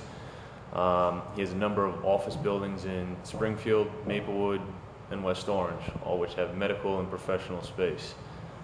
Since 2006, I've been leasing for him, doing anywhere from 3 to 5 year leases for different doctors, lawyers, professionals. We advertise through CoStar, LoopNet, Craigslist, and the sign on the building. The sign on the building the woman, I forget your name, was referring to is a for sale, for lease sign because for a period of time the previous owner had me trying to sell it before Mr. McNanny came into the picture with another gentleman by the name of Mr. Slingerland, who created a joint venture partnership who took it over. I've shown the space to a number of doctors. And when you're talking about the space, you're talking about the space that's subject of the application this evening, correct? That's correct. The space he's referring to is the vacant space on South Orange Avenue, which consists of roughly 3,200 square feet. Right now it's just choppy. There's a lot of small rooms. It used to be medical space to two women physicians, I believe. The one of which passed away, and then the other one kind of folded the business, and it's just been sitting there vacant for a number of years. The doctors I've brought in have a tough time kind of getting a visual, and just between the space itself, the parking on South Orange Avenue, it really hasn't worked. I've brought in a couple lawyers over the years to show them the space, and I kind of get the same reaction. It's a tough spot to rent to a professional. I believe, Mr. Zaleski, you also told me that you did a mass mailing to a whole bunch of doctors at some point. That's correct. At the kind of when the market dipped, I had that medical space, and I had another one in West Orange, which time we kind of did a dual postcard to around between 400 and 500 different doctors in the area, because both spaces were kind of geared towards a doctor space for a general practitioner. We were able to lease the one in West Orange at $18 a square foot, gross, everything included. I was not able to lease the one in West Orange. I still get a lot of calls on the building from the sign, but everybody thinks it's retail. They don't ever think it's office, and I have to explain to them that if it ever changes, that I'll let them know, but at that time that hasn't happened. So you just described some examples of being contacted by doctors but being turned away for lack of parking for their employees and their patients. Employees and patients, it's 3,200 square feet. It's not it's a huge amount of space, but when you factor in all like the nurses, doctors, and staff, patient drop-off, et cetera, that would normally come in a doctor's space of that size, it's a lot of people coming and going. And have you, in all your marketing, advertising efforts, whether it's CoStar, whether it's Craigslist, and just if you can just describe for the board, so the record's complete, what those services are, and whether they're akin to a multiple listing service that the board may be familiar with. CoStar and LoopNet are two of the commercial broker sites that are the best for, it's kind of like the multiple listing that residential realtors use, but for commercial brokers. I co-broke with other commercial brokers. If another broker from Coldwell Banker or Keller Williams were to come in and say, hey, I have a doctor who's looking for space, that's what it's designed for, but we're specifically looking at those two websites for spaces for our clients. Craigslist is kind of like a long shot. It's just out there to get a little bit of extra marketing, and maybe somebody will see it, but it's free, so that's why we use it. And the sign on the building, that is still one of the best marketing tools, because you're hoping somebody's going to drive by, see it, and want that location. The flyers are specifically designed to go to the doctors in the area, which really pinpoint the space and what it is, but it's difficult to actually get to the person making the decision. So the flyers are a little tricky. We got to kind of do it for a year straight. And in terms of your marketing efforts, you're not actively marketing the property currently for prospective retail use, correct? No, not at all. And that's because it's not permitted in that zone or on that first floor area, correct? That would be, unfortunately, a waste of my time at this point, yes. Right. And what about, you talk about doctors, and so the board understands, because I didn't admittedly at first when we spoke about this, about why there's a lack of success in attracting even a general office use, or in other words, and you heard some colloquy from the board earlier as to what's permitted in terms of general office, professional office. Have you gotten any inquiries for a potential general office use on that site? I have gotten a couple inquiries, yes, but when you walk into the space, again, it's tiered a little bit, as Mr. Gascoigne was saying. So at one point in time, when it was possibly broken up into these different sections as he has depicted here, each section is maybe like a couple inches difference. Now, there's ramps in place right now, but I think for a doctor, it's just awkward thinking of a patient kind of walking through there, and it's right now chopped up into a bunch of different spaces. It's not a vanilla box. In your experience in other sites, you mentioned West Orange Medical Site and some other sites. In your experience since 2006 in marketing commercial properties, even for general office use in the Essex County area, have you found, not a lot of, if any, success in terms of marketing for this site for general office use? Office space in general has gotten softer over the years. With technology, there's less of a need for it. It's good that this space was an existing doctor's space, so that would be the most ideal tenant, but office space in general, we would have to work twice as hard to keep our tenants nowadays. Tenant retention is more important than finding a new tenant, so we do whatever it takes to keep our tenants happy and our buildings full. This is just kind of an awkward spot between, why would you rent a space at 310 South Orange Avenue, this space I've been trying to lease, when you could go to my building in West Orange or my building in Springfield, which are specifically designed as office buildings with great parking, maybe a little food court, things of that nature, elevators, at the same rental rate almost. There's good exposure on South Orange Avenue, but I just haven't found it work too well. So in terms of looking forward prospectively, you don't foresee much success in terms of continuing to market the first floor space for general office use or even for professional office use? No, that's correct. Okay. And what about even for residential use? Is there any interest in ever marketing it for residential use? Residential would work. South Orange, we have a building on Cottage Street, which is a little 11-unit building, which I've had very little turnover, but when I have, they rent extremely quick. So if the apartments were put on the first floor there, that could be something that could potentially work, yes. Not the most ideal situation, but And are you aware of much first floor residential in the neighborhood for that type of use? no. And even our building on Cottage Street, which is strictly an apartment building, the residential on the first floor is always a little bit trickier to rent because if it was like a woman or like, say it was my mother or my sister, I wouldn't want them on the first floor, even though South Orange is a safe area. It's just still a little awkward having people be able to walk by your window, especially right on the avenue like that.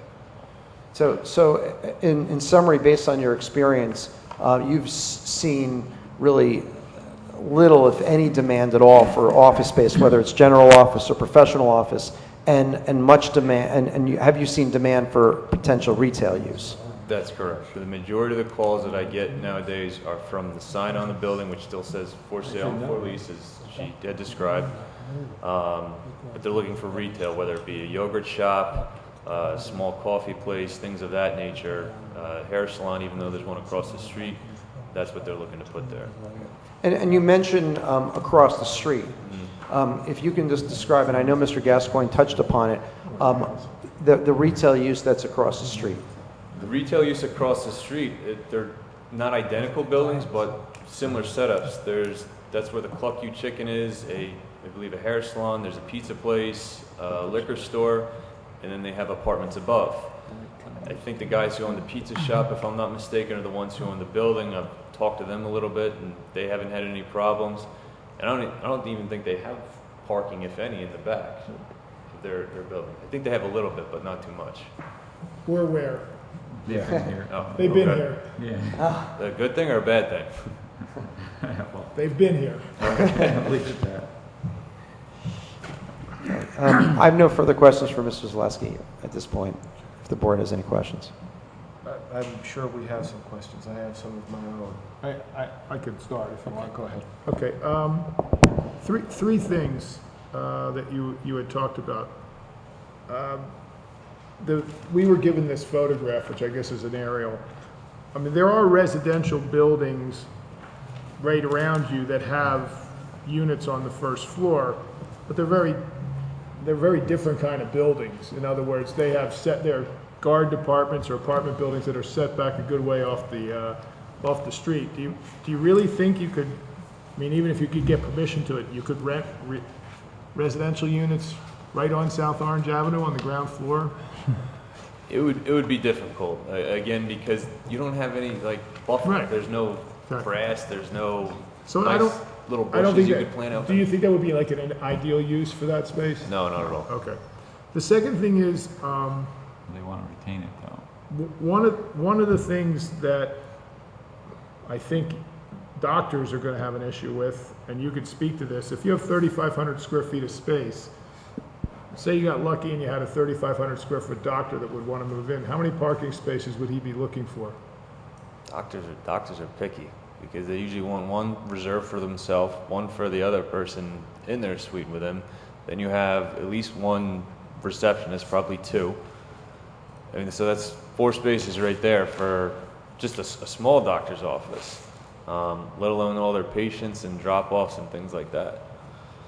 Well, I design a lot of medical space, and I would say that you're talking about 20 cars for 3,500 square feet of medical space conservatively, and I think that's why you've got resistance to that from doctors. The other question is, and this is really a building management, if that space is all chopped up and it shows badly, why haven't they gutted it and vanilla boxed it and made it look nice or more attractive to rent?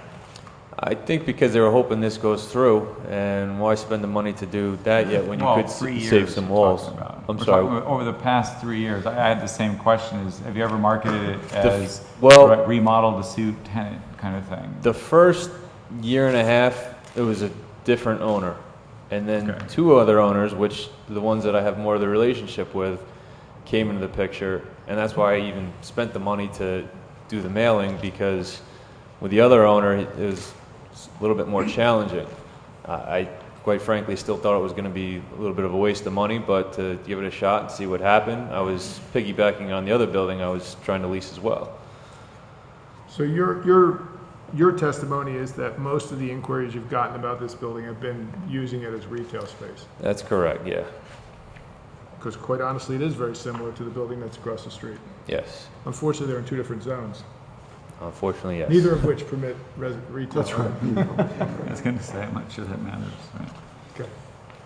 That's it for my question. I'm going to follow up on that. There's a letter in here, I guess it was written by Mr. Simon, talking about how due to the office vacancies, the first floor of the existing building has fallen somewhat into disrepair. Was that your experience when you were in there? Again, I want to say 3-4 years ago, I wasn't as busy as I was, so I was trying to capture as much business as I could, which is why I first took on this building, because at this point in time, if they asked me to lease it as medical office space, I would say, quite frankly, no, because I don't think it can work and it's not worth my time. But given the relationship I have with the two new owners who came on board, I'm trying to make this work one way or another and help them out. Maybe I'll get the management in the future. I don't know, but at the very least, I'm kind of curious to see what happens here. Okay, that didn't answer my question. You're right. I'm sorry about that. The space itself with the first owner, which is where I was going, he let a lot of things go. The constant plumbing issues. So when you bring people in the space, especially doctors, and there's mold from a leak that was not fixed properly for 2-3 months, doctors don't want to see that. Right. No professional wants to see that. Right.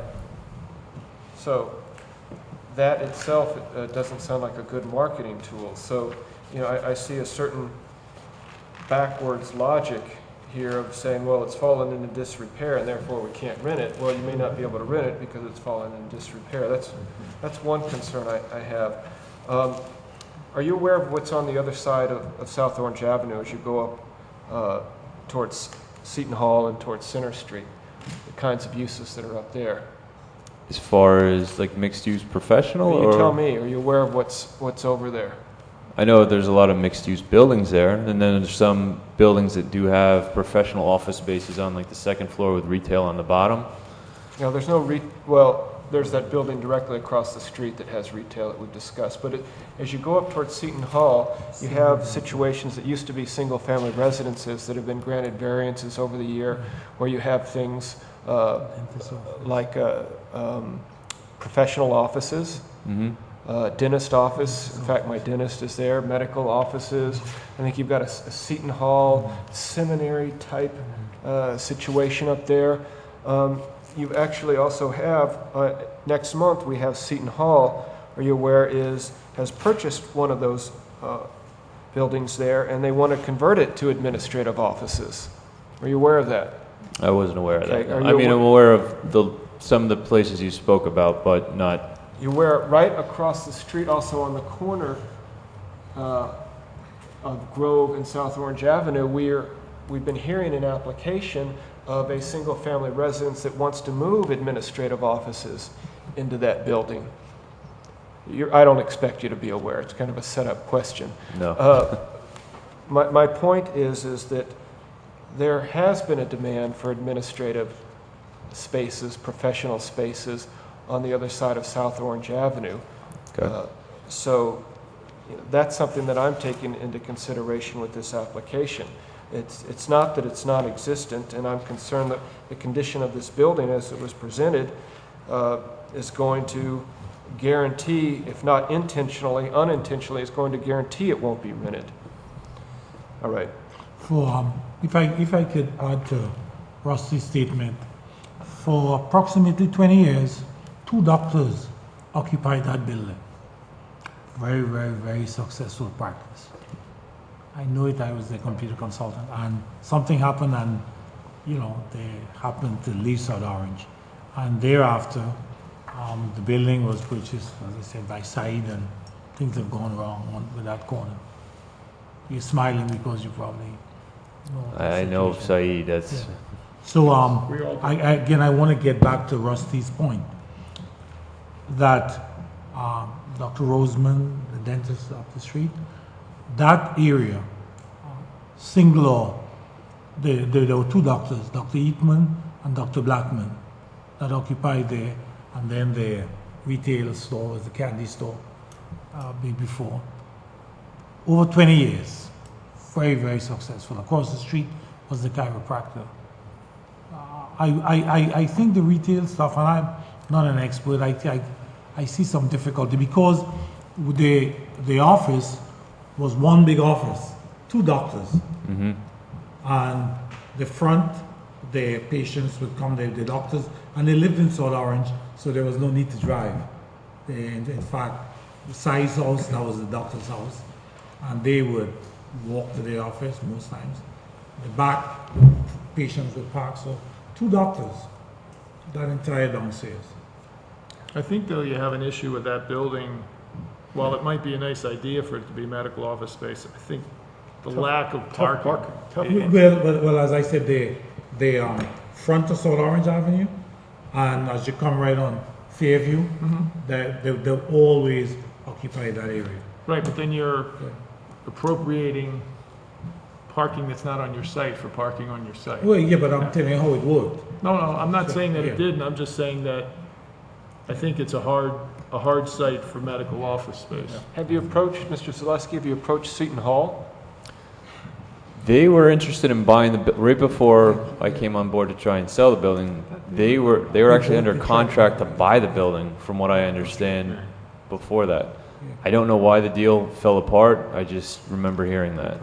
So, Yeah, they were going to buy that building. so I have a question about the value in your expertise as a realtor that does business in South Orange. Do you think that the leasable price per square foot would be higher for retail in general? A little bit higher. Than it would be for office? Yes. And what you said, $18 a square foot for office is typical. What's the number for retail? 18 is what I get in West Orange for a professional office space. The location of this building in South Orange, I believe, is better location as far as visibility, but as an office space, it kind of takes away from a bit. Okay. So that's why I put kind of on the low end $18 a square foot, and that's not triple for net. retail? Retail, I think you'd be closer to $24, $25 a square foot. Okay, thank you. Mr. Chairman? Yes. Can I make a comment? Why, certainly. Okay, I didn't know if we were in question or comment. We were mixing it up. I'm actually very shortly going to be on the market for some space, and I'm hoping to land in South Orange. And I've looked at this building. Let's go. Huh? 3,500 square feet? No. So I've looked at this building as I drive by, and I thought, wow, that would be a great place to have an office, and it would be nice because it would be a retail type office, and I could present like, some of the financial planners in Millburn and things like that. But I haven't even ever considered calling because of the parking, and I didn't think for my needs at an office, which are minimal, because I really don't have much visitors in my industry, I still wouldn't feel comfortable with the parking. So from a consumer standpoint, I relate to what he's saying. I don't know if the market has changed over time with the expectations of people in offices, and I don't know if what I do is aligned with the other uses across the street, but I see where he's going with it.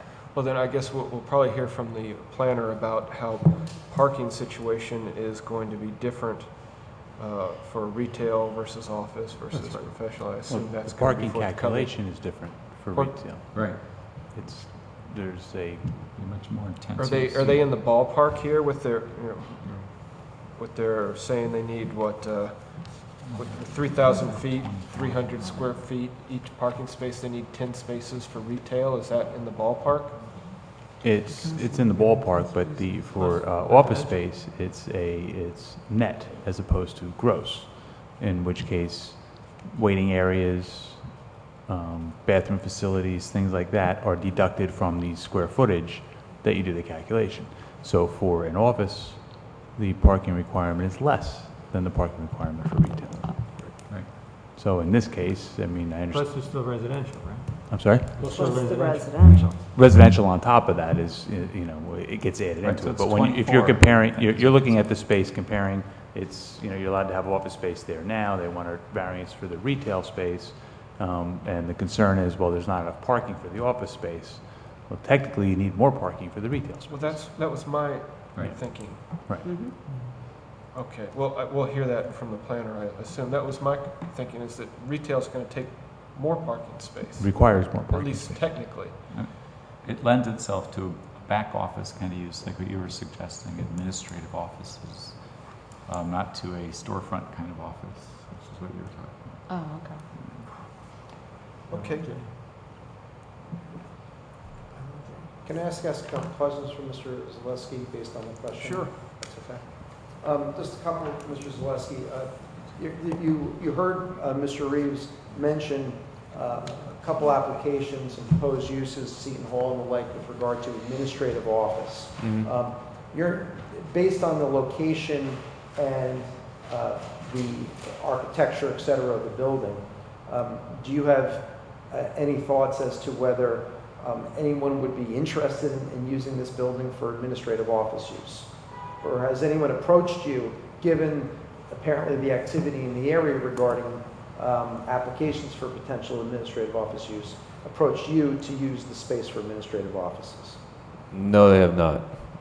And with regard to Mr. Reeves' comment about the property, whether the property is falling into disrepair, and I understand and acknowledge, of course, he was reading from my letter.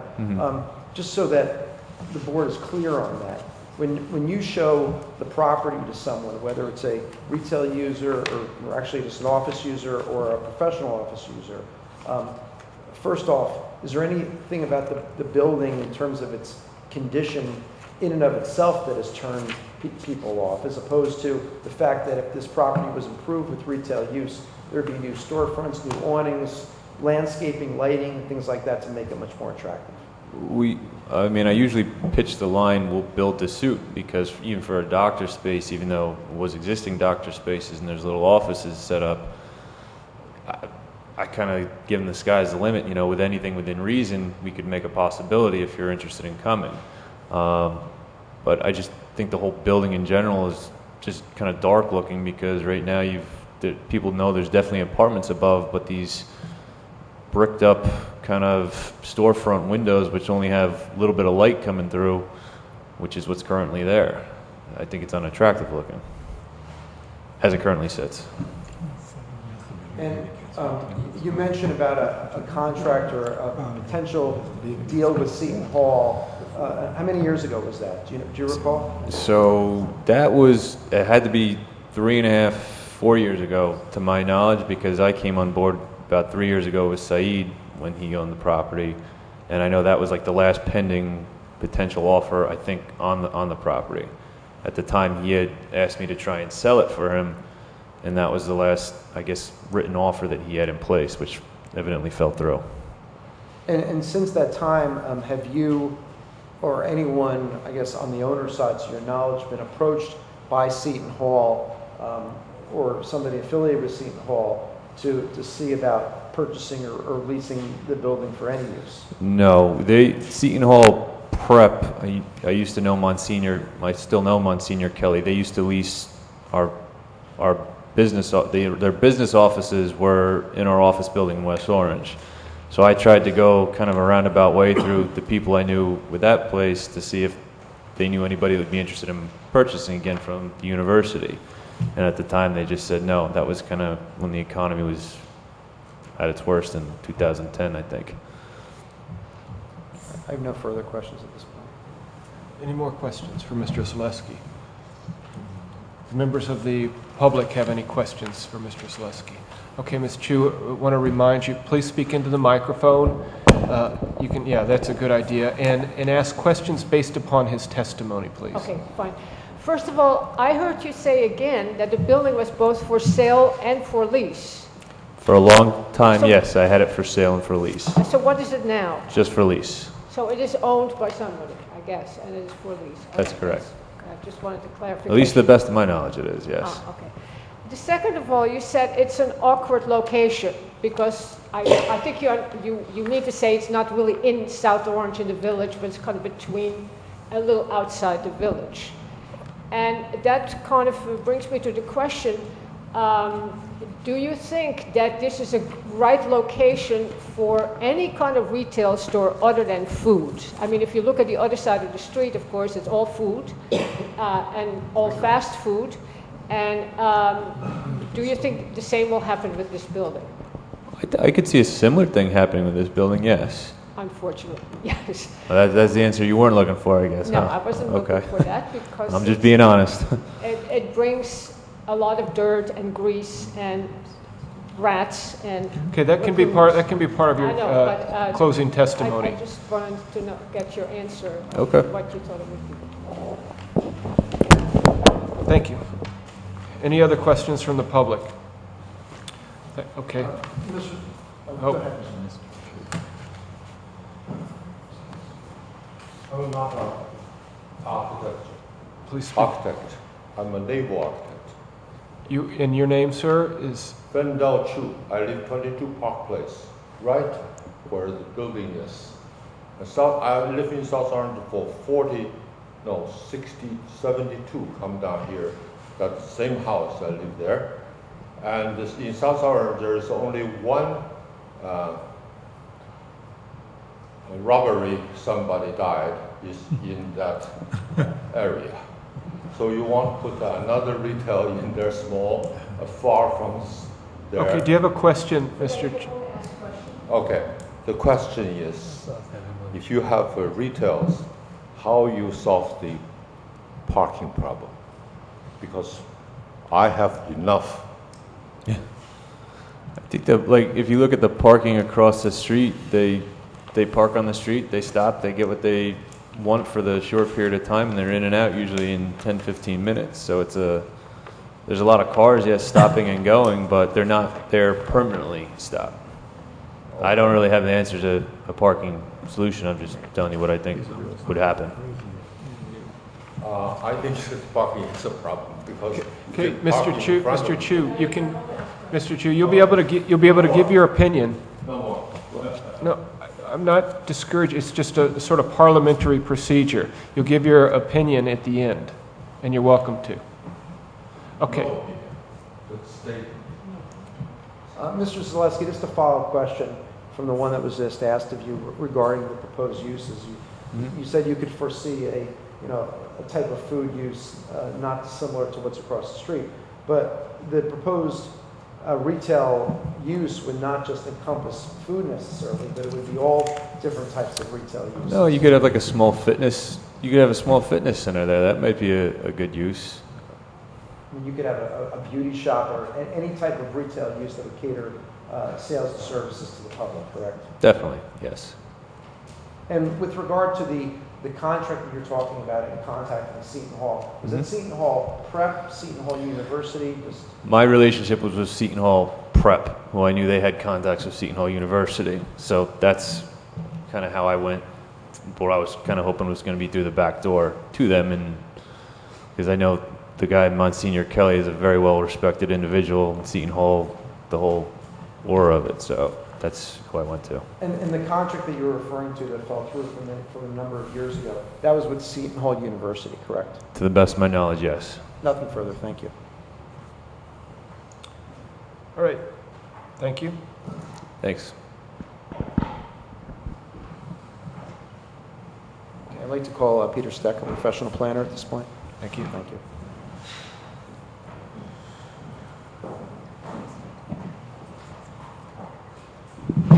Do you swear, please raise your right hand, do you swear or affirm the testimony you give here this evening is the whole truth? Yes. Please state your name and address for the record. Peter G. Steck, S-T-E-C-K, 80 Maplewood Avenue, Maplewood, New Jersey. Mr. Steck, if you would give, for the benefit of the board, your occupation, affiliation, areas of Okay, expertise. I'm going to make it easy for you. Mr. Steck has testified before this board many times. I've listened to him talk. He knows his profession, and the board recognizes him as an expert. Thank you, Mr. Chairman. Mr. Steck, you're familiar with the plans and applications submitted as part of this matter?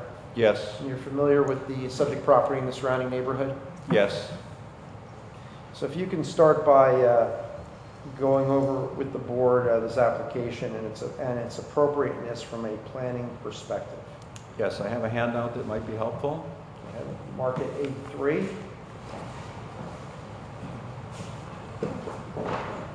Is this available on a board so that the public will be able to see as you discuss this? Okay, so the television viewing public won't be able to benefit from. Having had to watch a recent meeting where you had a handout to the board and were discussing the details of that handout for the board, I just like to point out that in the future it'd be a good idea to have boards so that the viewing public can see that. Does everyone have one, including members of the public? Mr. Steck, before we start with A3, just a bit of housekeeping. That as part of this application, you reviewed the application itself, the plans? Yes. Correct? Okay, I'm getting the high sign that even that isn't working with the microphone. I'm sorry. It's the light. I believe I you. have to do what the light tells me to do. Yes, sorry about that. Mr. Steck, as part of this application, you reviewed the plans, the application itself, the local ordinance, correct? Yes. South Orange Village and the master plan? Yes. Okay. All right, go ahead with A3. Let me just identify A3 for the board. It's an exhibit that was prepared by me. It consists of 3 pages. The first page is an aerial photograph from Google Maps where I've superimposed the zoning lines, outlined the subject property in yellow, and labeled some of the land uses. Below that is the front of the building. That the building, according to the assessment records, was built in... Mr. Steck, we're not hearing you either. At least the light's not hearing you. Our video editor and back. So Belly up. speak right into the microphone, please. Sorry. Certainly. The lower half of the front page shows the front facade of the building. You see the right-hand side in the photograph is where the South Orange Medical Supply use is. That's approximately 900 square feet. Behind that, as described earlier, is an apartment. I believe it's 500 square feet or less. You can see from the building that, and its age, again, the tax records say 1924 for the date of construction or first assessment, but it was built as a retail use with larger storefront windows that have since been blocked up, and most people would say inappropriately for this kind of building. The second page contains some photographs that were taken by me on both July 26th and August 4th of this year. They're numbered 3 through 6. Photograph at the top of the second page of my exhibit shows the subject property as viewed from Fairview Avenue. At the corner of the building, you see double doors, glass doors. Those are the entryways to the apartments. You see the parking lot to the left. Again, the facade of the building facing Fairview is not retail or offices. It has a few select windows there. Photograph number 4 is taken from the rear of the parking lot looking east toward Fairview. You see some fenestration on the lower part of the building. That's the part that has the studio apartment, and then you can see there's kind of a walkway with a retaining wall that separates the parking area. Number 5 shows a close-up view of the front sidewalk looking down South Orange Avenue. Again, you see what, in my opinion, is an obvious modification from what was a retail space to an office space. So you want to be able to use the windows. There may have been security issues with the medical office, I'm not sure, but it clearly does not read anymore as a retail space.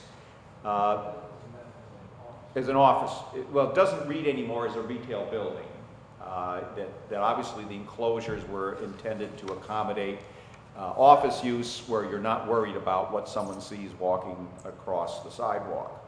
The lower photograph is a view of the building right across the street at 319 South Orange Avenue. That's a somewhat newer building, according to the assessment records. That was 1930. It has 4 apartments on the second floor, 3,407 square feet on the first floor, lot area of 0.2 acres.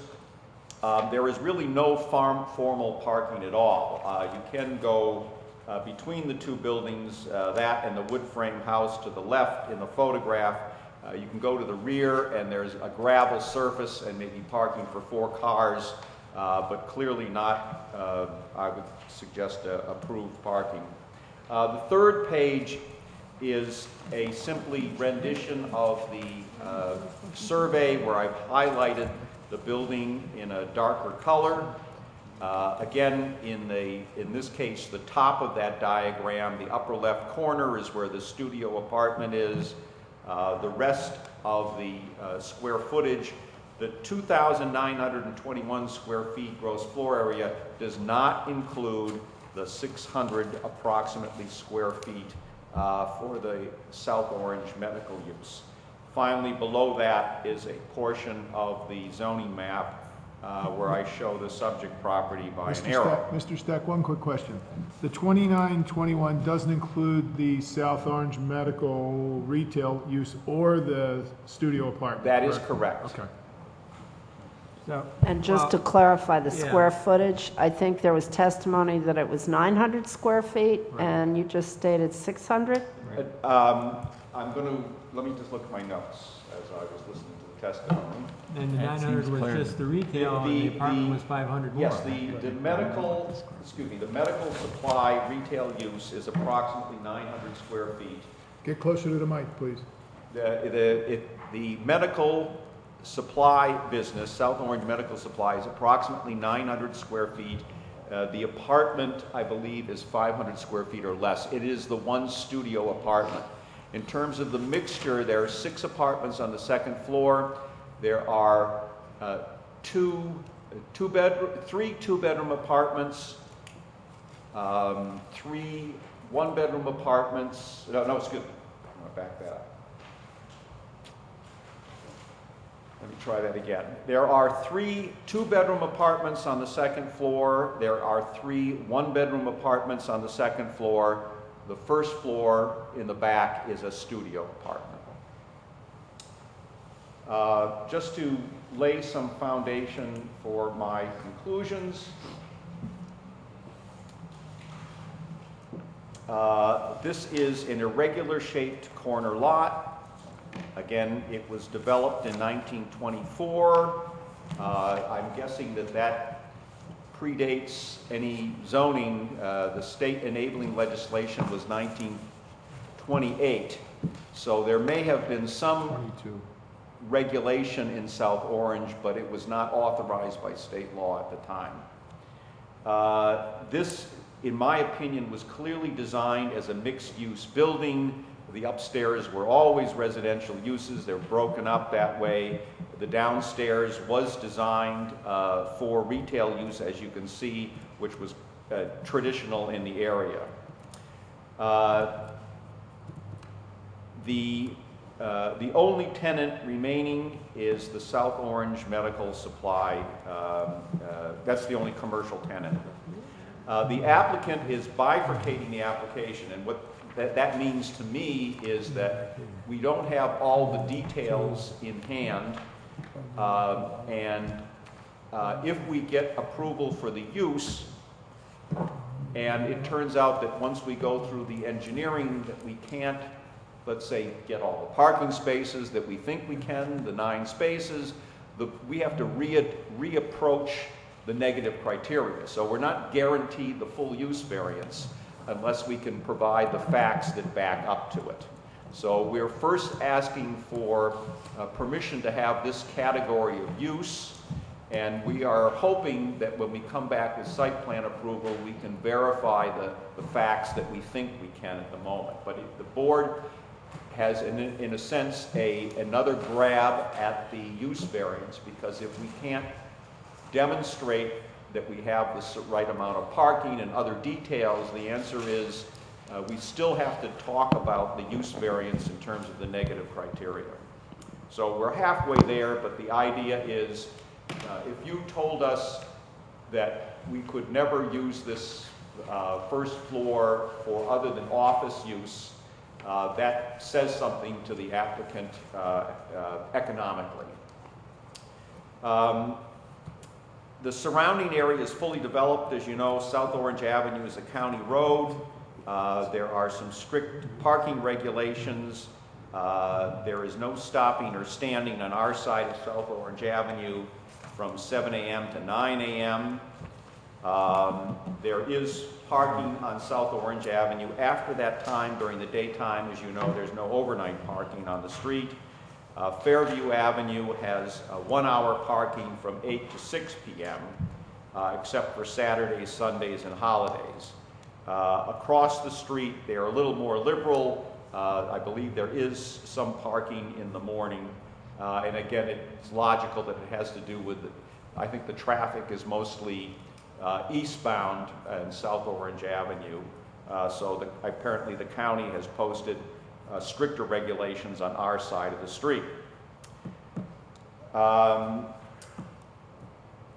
The only building that is like ours is the one across the street at 319 South Orange Avenue. That has the Cluck U Chicken, Village Pizzeria, More Than Perfect, which is a barber shop, #1 Chinese restaurant, and the University Wines and Spirits. 4 apartments on the second floor. That building is obviously fully occupied and operates as a retail operation. And by the nature of the uses, it probably feeds a fair amount off of students from Seton Hall University. Your 1979 master plan actually recommended a townhouse use for that side of South Orange Avenue. Your more recent documents reinforce the current zoning, which is an R60 zoning, does not, excuse me, I was jumping across the street. Our part of the zoning is currently recommended for either multifamily, it's a RC1 zone. It permits multifamily apartments, including housing for senior citizens. It permits townhouses, professional office buildings, public schools and public buildings, and executive offices. I know there was been discussion about whether they're mixed or not. I'm not going to cloud the water other than historically, this building has always been a mixed-use building, and it's clearly been designed that way. Your code requires, from the zoning point of view, 2 parking spaces per apartment. That's different from the RSIS standards. The RSIS standards apply to the bedroom count, require 13.2 parking spaces for the residential use. RSIS says you dump the fraction when you're under a half. So RSIS says for the residential you need 13 spaces.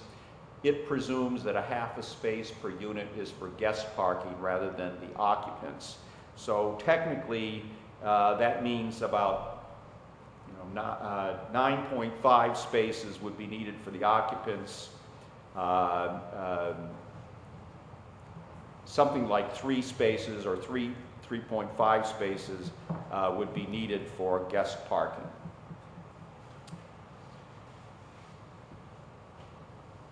This is a D variant situation because we're proposing retail use that's not permitted in the zone. So it is a Medici case. There is also parking relief that is associated with the use. I think they're both intertwined.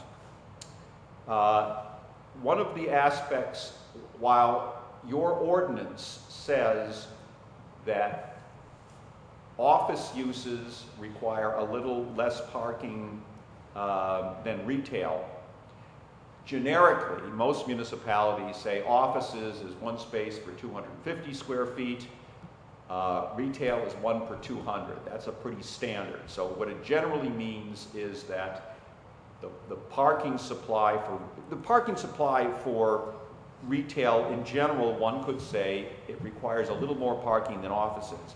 But the important part of this application is turnover. Keep in mind that on Fairview, I can park an hour at a time. That's not employee parking area. On South Orange Avenue, there are parking restrictions in the morning. So we have enough parking in the rear to probably functionally handle the apartments. There's 9 spaces in the rear. We can handle those at night. You don't allow off-street parking. And not every apartment owner necessarily has a car, but the answer is, especially if there's a student population, we can accommodate the residential parking at night. But if you have offices on the first floor, and particularly medical offices that require more parking than general offices, where are they going to park? Because you can't park more than an hour on Fairview, the side streets. There is limited parking during the morning when office hours start. So it's a very difficult situation in terms of the parking supply. In my opinion, because of the architectural style of the building, the fact that it's historically been retail on the first floor, there is a benefit to having a mixed use, and indeed your master plan recognizes it in the downtown. You want to mix residential with retail use because there is some savings in terms of shared parking. All of those features together tell me that allowing a mixed use with retail under residential encourages the most appropriate use of land, purpose A of the municipal land use law. It provides sufficient space in an appropriate location, G, and M, more efficient use of land. This use is particularly suited to the property, again, because of the architectural style and its history of use. We all know that there's never going to be enough parking on site to accommodate it. In fact, the building across the street has essentially 0 parking that's official. It has some informal parking in the rear on a gravel surface, and you have to go through another property to get there. But to require the full complement of parking is never going to happen on this site. And in my opinion, to have, even if it's all retail use, you're never going to have enough parking. In my opinion, having retail use on the first floor is not only straining the architecture, because now you're going to be closing up all the windows on the front, but it is a bad place for an apartment to be. It's not a quality apartment. There is not the security, there's not the green space that you want with residential use. So looking at what practically comes from the marketplace, a retail or service type of use, given the fact that we're proximate to Seton Hall University, large student population, you often see students walking toward the center of town. They'll pass by the front of this building. Look at the clientele that goes across the street to the other building at 319. There really is a large clientele that's oriented toward the university. That's the likely use, the marketable use for the first floor of this building. Retail use will survive, in my opinion, better than office use because, number one, there is some ability to have shared parking.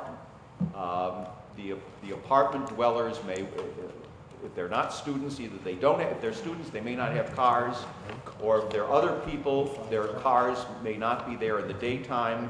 There certainly could be employee parking in the rear during the daytime. But if you look at the limited parking supply, if it's retail, one space on the street might get used 6, 8 times a day. If I have an office use there, I have an employee that is in that space all day long.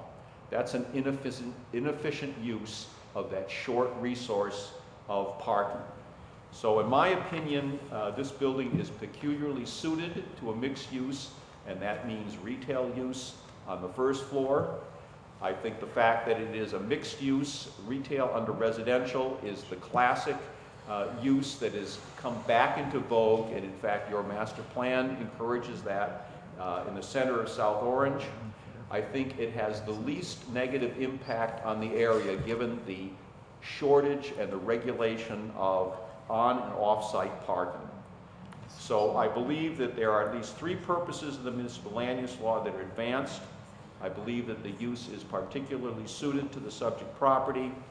And because of the fact that retail can survive based on a high turnover of the limited parking supply, in my opinion, this can be used, can be approved without substantial detriment to the public good and without substantial impairment of the zone plan and zoning ordinance.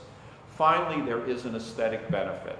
If a retail use goes in here, the answer is the small slotted windows will disappear in all likelihood. It'll return to its original architectural style, which is more windows on the first floor, some interest for people walking by, and again, a benefit not only to students but potentially to other people in the neighborhood to provide retail goods and services.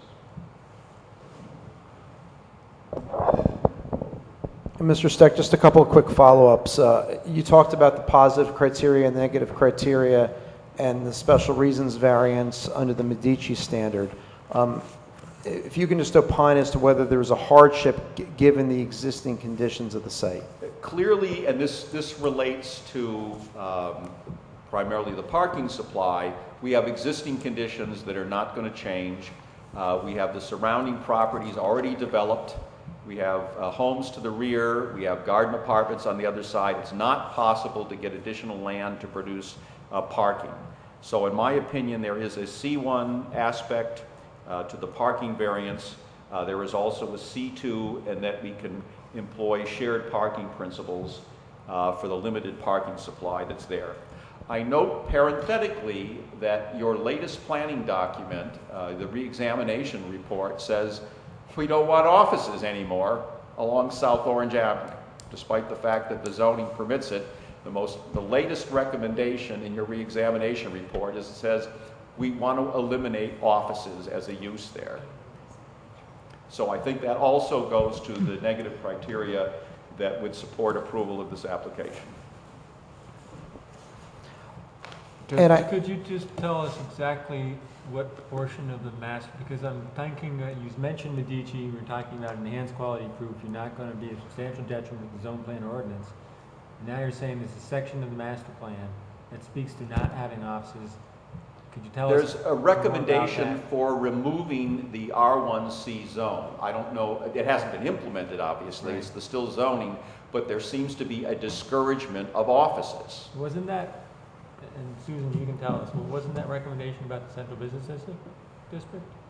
No, let me just clarify, it's not to eliminate offices per se, it's to eliminate the mixed use. It's to eliminate offices in residential buildings, not to eliminate offices. That may be the case, just that it doesn't say it in the language of the reexamination report, but that I think it does. I think it does. Okay. We stated in our memo. Yeah, that you addressed that in your memo to us. Correct. Well, let me ask more pointedly, the reexamination report doesn't recommend to bring retail uses outside of the central business district. It does not. It, in fact, that had historically been discussed a number of years ago and had been rejected as a land use policy. Outside the central business district, and the limits of which are what? I mean, is the section on Irvington Avenue going out towards Maplewood and East Orange, I guess? Is that... Well, it's not, I was using that generically, so that was inaccurate. The business districts, like along Valley, along Irvington Ave, obviously that's retail, but I've read the various reports, and particularly for guidance on use of retail, and it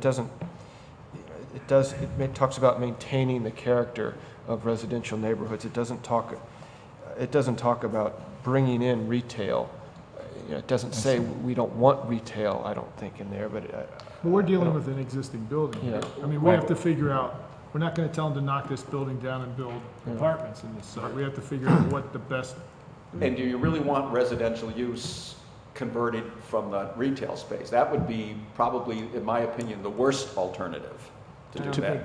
Well, The other thing, it's a small technical point, but the negative criteria is not based on the reexamination report. It's really on the land use plan, which actually goes back a number of years. But you're right that the recommendation to remove the R1C zone was not a land use plan recommendation. It was a reexamination report, which is a little bit different in terms of justifying the negative criteria. Let me ask you, Peter, with regard to, because there's a parking variance involved, and let's assume that, based on the 1 for every 300 square feet of gross floor area for retail. Yes. I mean, a two-part question. So if you're taking the 3,024 square feet that is on Mr. Gascoigne's plan, and you add the extra, the quote-unquote medical office sales space, the 900 square feet, that's an additional 3 parking spaces, correct?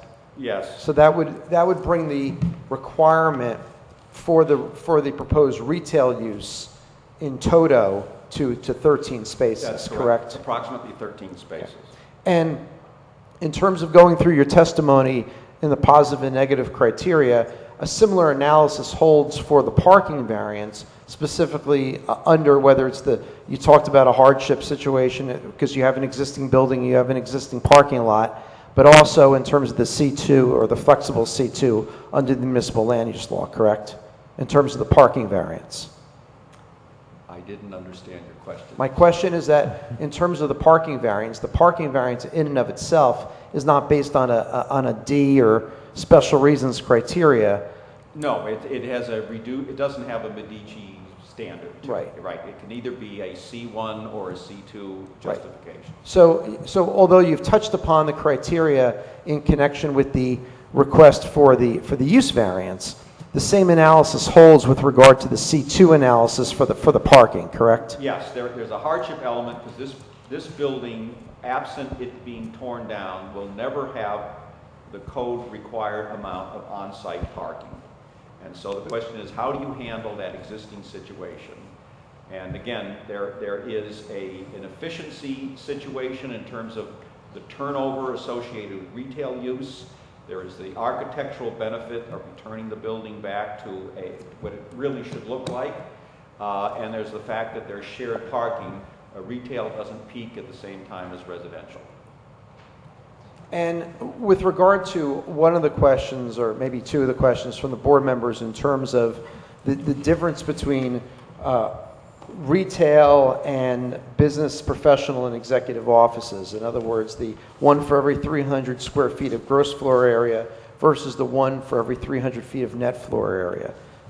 The difference is maybe 10 to 15% because that's typically the difference between net and gross floor area. So there's a relative... You need to speak into that microphone, I'm sorry. Oh, there's a relatively minor difference. There is a difference owing to the denominator as being net or gross square footage, but the answer is that might be a difference of 10%. And in this case, the difference of 10%, in your opinion, is certainly more than offset by the parking restrictions in the surrounding area. Yes, because a retail use will have some permanent parking for employees, but most of the demand is from customers who are not there 8 hours a day. And so I think the retail alternative is a better fit functionally to the existing parking situation. Can you testify about the number of available on-street parking spaces and what the rules are for parking in them around this building? As you're clearly thinking that these people will be using street parking, right? But the customers, what are... So how many spaces are there on the street within a reasonable walking distance?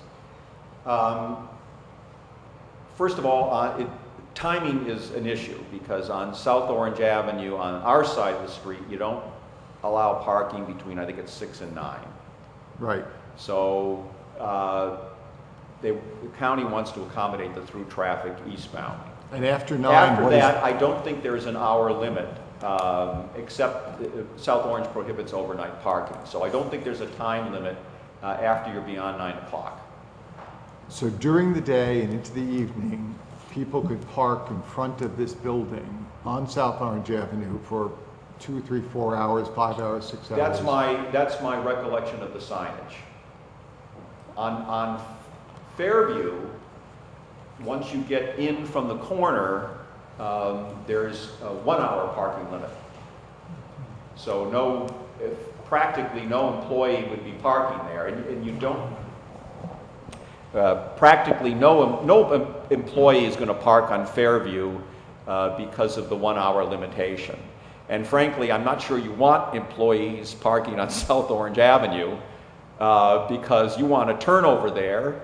But that's my point. Is there's a serious problem with this building, and finding a solution is important. And I think I'm open to hearing about solutions. But there's also a practical question, which is if you occupied that space and there were 6 or 8 employees of the space, they're going to have to park somewhere, and they're going to be there for 8 hours a day. That's what the rear parking is for. And if you then, no, but you've got the apartments as well, and I don't get, what are you counting on the fact that the people in the apartments all vacate their spaces by 8 a.m. so that I can come in and use them and they don't come back before 6 when I leave?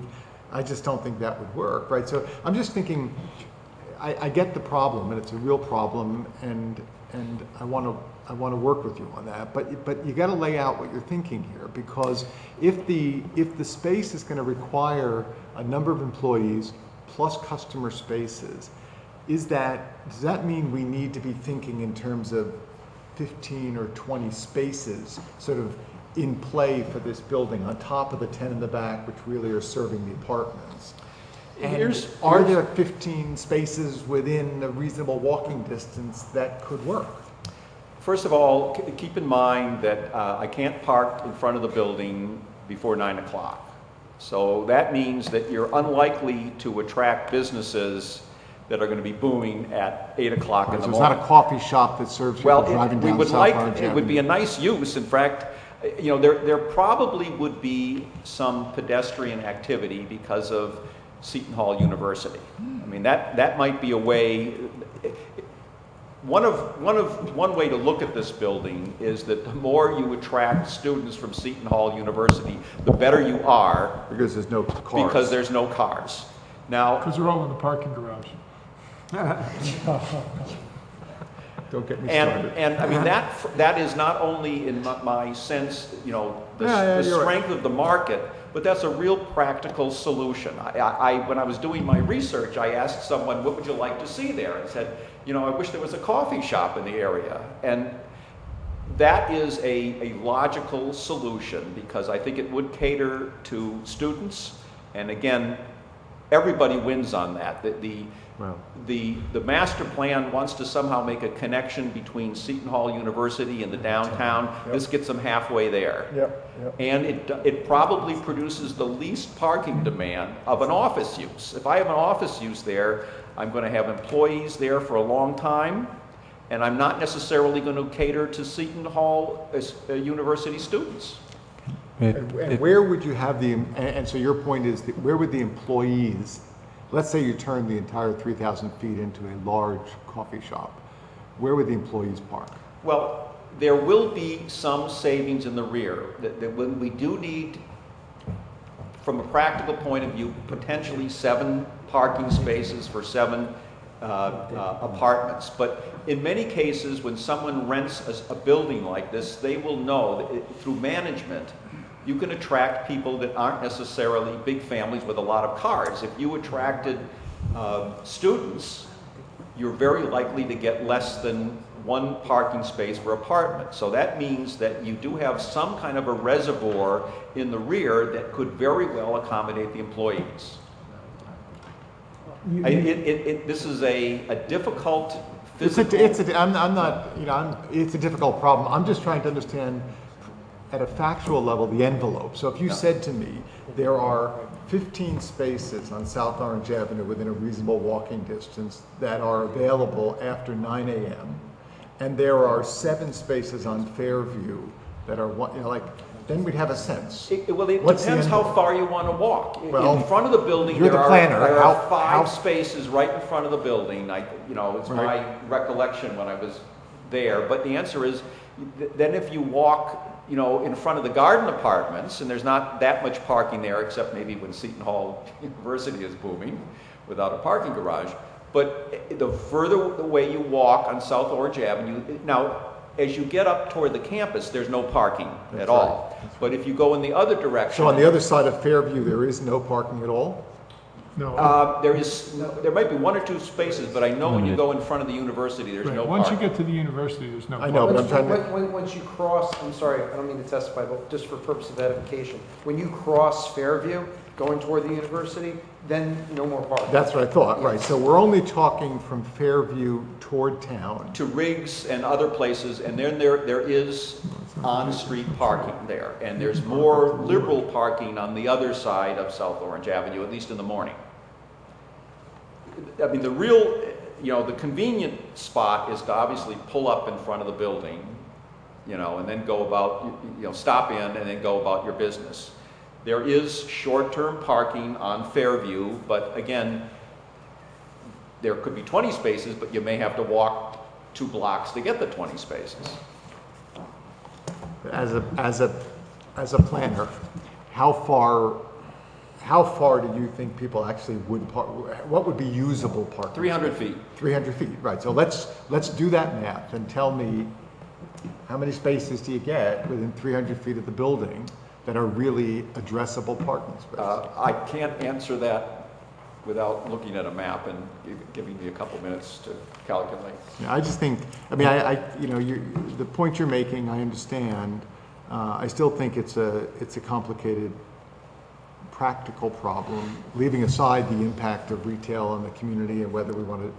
But I think it's a tough problem whether it's retail or office. It is, Because with office, you have the opposite That's right, problem. you have the opposite problem, You may have right. fewer cars, but they're there for the whole day. They're there for long stretches. Well, That's right. So but Fairview they're typically, becomes very- actually, that's- I'd like to get clarification on that Yeah. point. Is it, you talked about shared parking being better suited to retail than it is to office, and I think that that's counterintuitive to my experience, which I know that retail tends to start often earlier and end often much later than an office use would. Well, And so an office directly use, to the point is your zoning ordinance says I should fill up the downstairs with apartments. well, it's. And then there's no shared parking. But that doesn't Everybody- answer the question though. So can you clarify how office use, which like I said is counterintuitive and maybe even goes against, professional judgment for a planner, that office use is worse suited to shared parking? There's less, in either office or retail use, and it depends upon the office. If it's medical offices, it might be open Saturdays, you're right. It might be open into the evenings if it's medical offices. But there clearly is some efficiency when you have offices, regardless of the nature of those offices, and residential. There is some overlap that's possible. If it's all residential, there's no overlap. The paramount issue in parking, in my mind, is that a retail space for a customer may turn over 6-8 times a day. For a customer, but for a not customer. for an employee. You only have But 9 spaces. If I guess my simple, in an ideal world, I could accommodate employees and residential people in the rear parking lot, off-street. That would be the ideal world, and then I would just worry about customers Right. on South Orange Avenue or Right. Fairview. In that ideal world, it would be better Yes. suited to office. Office would be a better use to have that shared space. It might be, but I think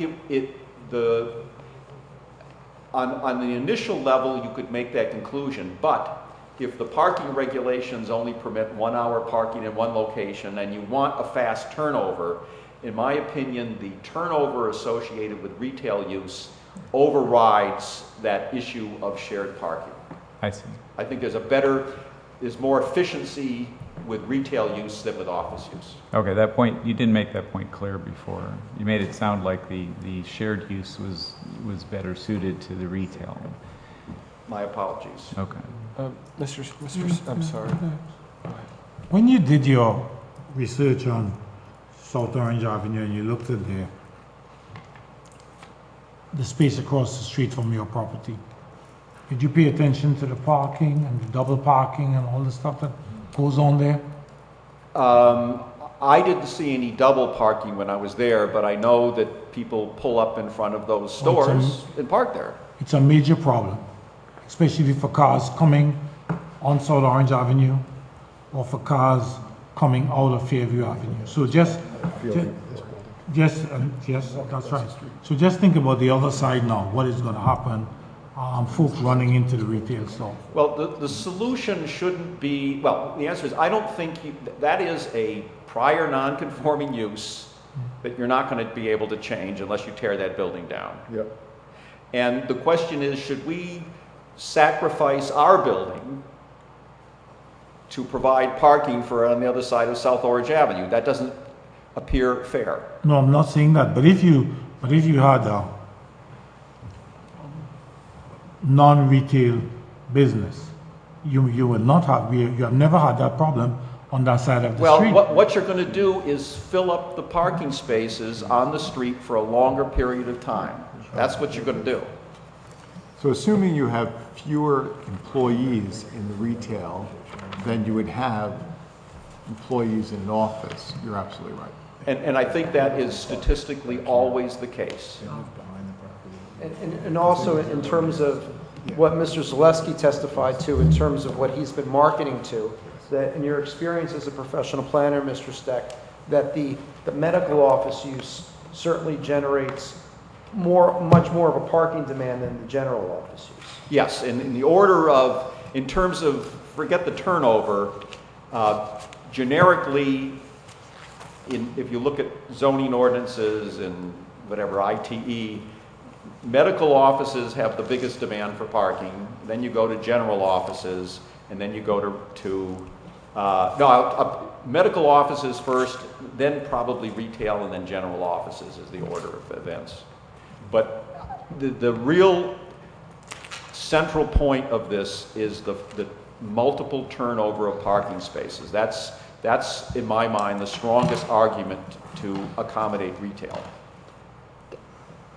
Any other question? I have a question. Oh, are you done? With respect to the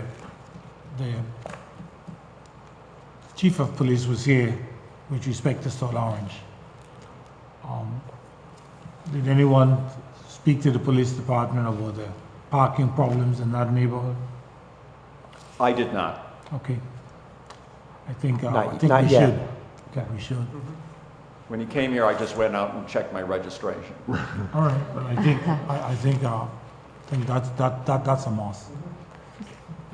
I'd like a little bit more clarification. I'm going to rewind again to the square footage. I'm going to refer to A3 that you just handed out, the first two pictures, and then also picture number 7.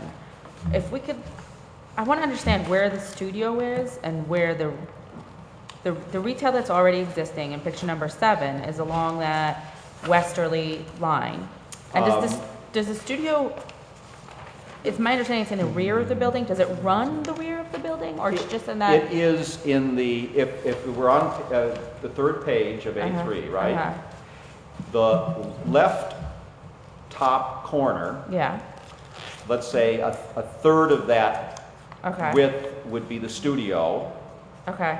The front remaining part of it would be the South Orange Medical Supply business. Okay, and the studio, does it run the length of the property, of the building in the back? No, it's just in the that corner.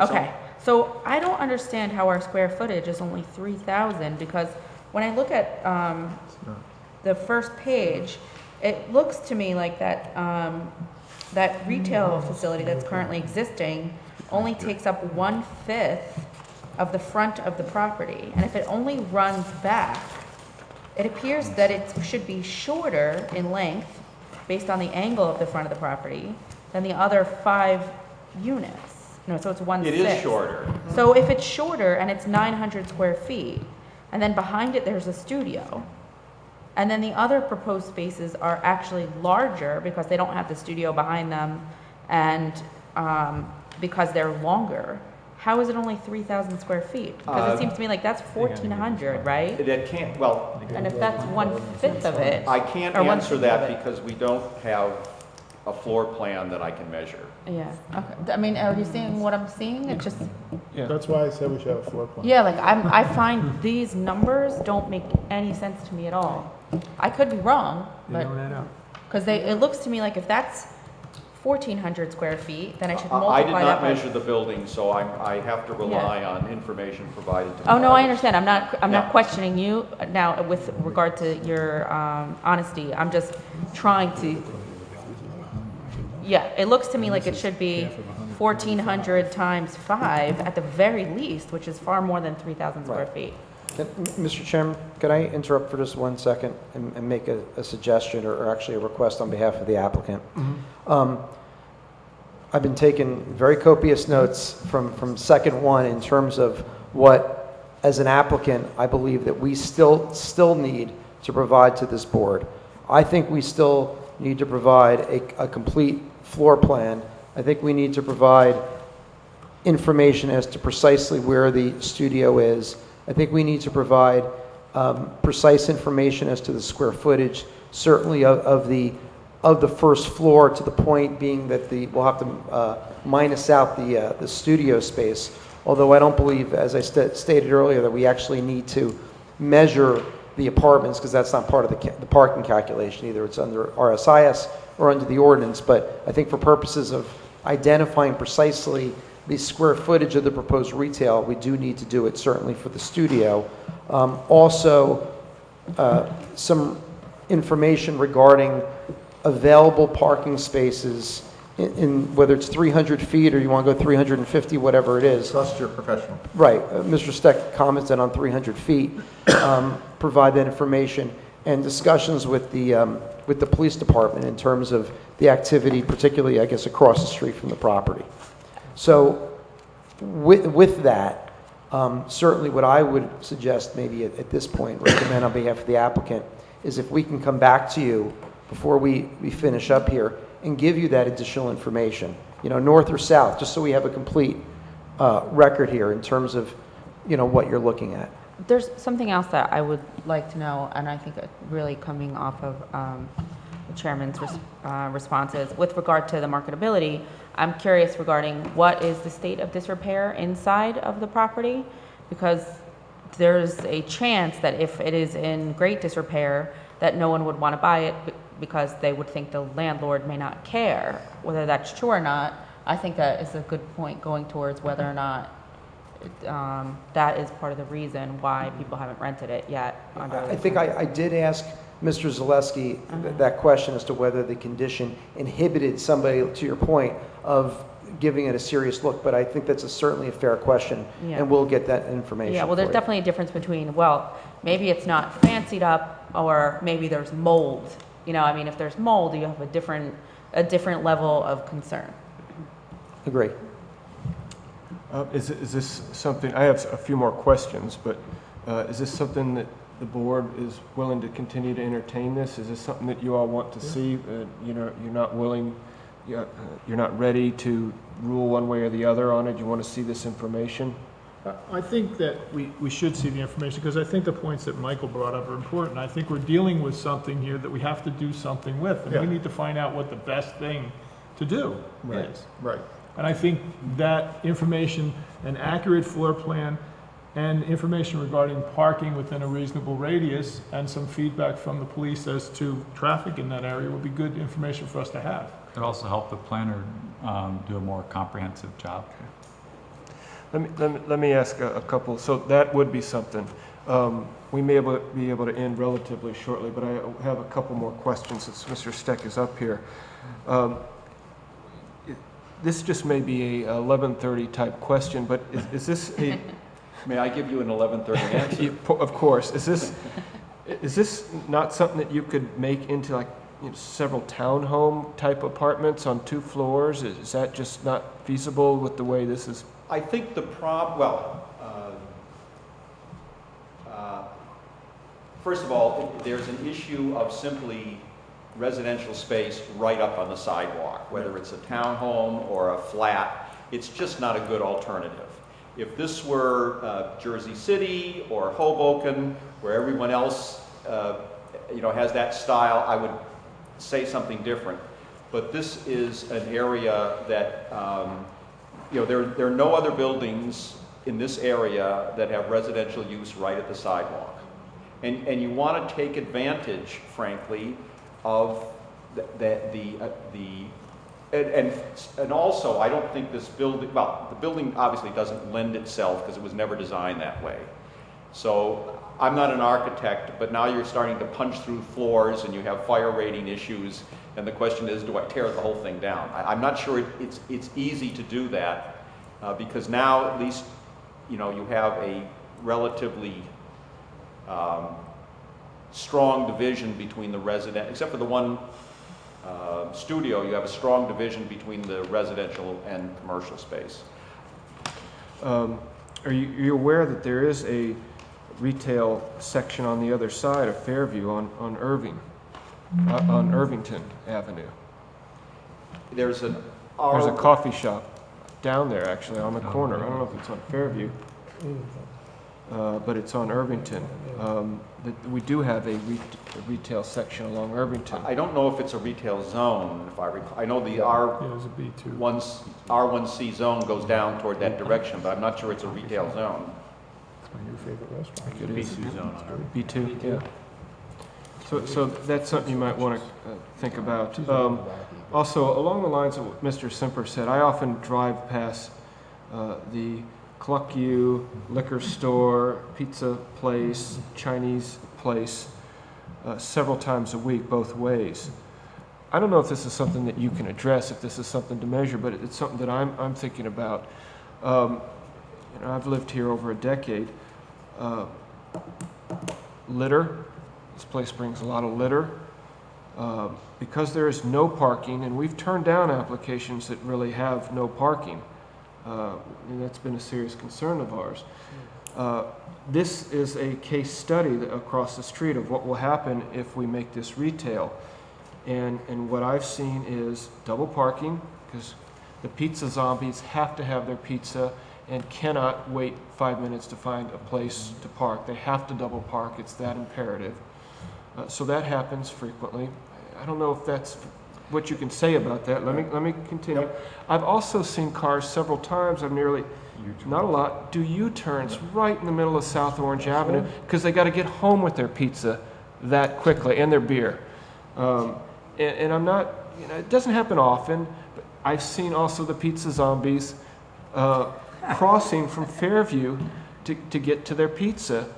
I take personal offense to the reference to pizza zombie. I'm often a pizza zombie, but I get my pizza where I don't have to cross South Orange Avenue. It's a problem. I agree with Mr. Semper, and it's a major concern I have with making this retail because that's what it's going to be. It's going to be in the line, something of that, coffee shop, another pizza place, another... Two things to just, I'm not going to answer your question completely, but that is not a corner lot. That's an interior lot. And number two, it essentially has no parking. We have a corner lot, which means that you can recirculate, go around the corner, go around the block. You have a greater variety of movements that you can do with this property than you can with across the street. But the answer is, it depends upon the type of office you have. I mean, some offices have a lot of traffic, some don't. I am aware of the fact that there is a litter issue across the street. Is there a planning issue at all when you put retail right in the middle of non-retail where it sort of constricts? You've got double parking, all of a sudden you've got to slow the traffic down because you've got pedestrians crossing back and forth. Is that not an issue? You allow retailing in your downtown with limited parking, but the answer is there's a greater cluster there. I think it has more to do with the specific use than it does with the fact that it's retail.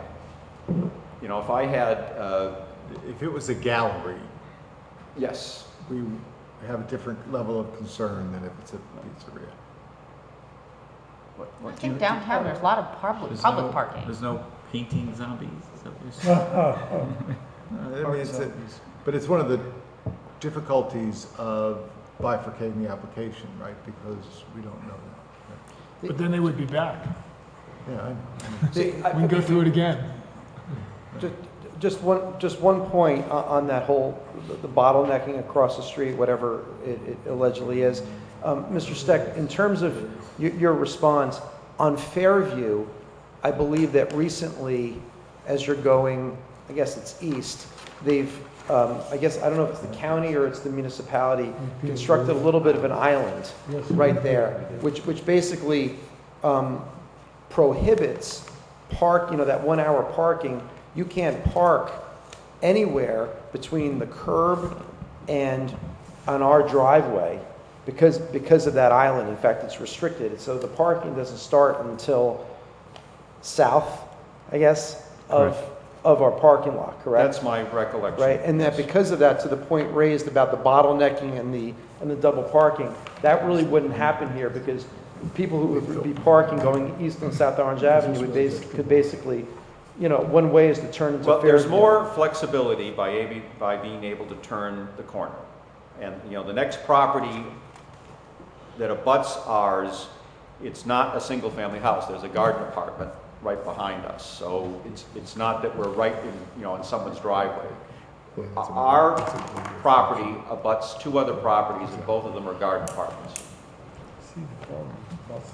So I think that makes on-street parking more tolerable instead of being in front of someone's single-family house. All right, that's all the questions I have. Do we want to close up shop for the evening and bring them back, as you suggested, with the additional information next month? Does that sound reasonable at this Yes, point? more than reasonable. Okay. All right, so you volunteered. We did. And basically agreed with what the board suggested. Is there anything else we want to suggest to them? Okay, so then for next month, the first on board will be the revoting. The second on board will be you all. Third on board will be the Seton Hall application. And you're going to have to tell Dr. Singla that he's back to number 4, and I don't know if he's going to want to request a special meeting or not. That's up to him. Would that be first step of the revote? No, because that's They haven't been heard yet. they haven't been. There was a completeness Right. hearing. So this one's been opened. Yeah, They but might so as this well one's finish been this opened. one. So they're up. They bumped Seton Hall. So you're going to let Dr. Singla know that. Why can't we positive of Dr. Singh? Why can't we make Dr. Singh after? We do. The only fair way is to keep people in order in which their applications were completed before our office, unless it's very short. Dr. Singla, I have no idea if it's going to be short or not. He can request a special meeting if he wants. Well, I assume Mr. Steck is not through testifying, so I'm not going to open for public questions at this point, because he's going to testify more next week? Next month. Well, Mr. Chairman, I'm sorry to interrupt you. When's the next date? Is October 1st, Tuesday at 7 p.m. Either here or SOPAC. Either here or at SOPAC. A special meeting. Is that is that a Tuesday night? Yep. I think I have another hearing that night in Perth Amboy. In general, we tend to be the first Tuesday of the month. Right. No, I know. I'm just trying to think about. What would the? Let me talk to my client for 1 second, please. Thanks. All right. Let's look at our calendar. They're going to ask for a special meeting.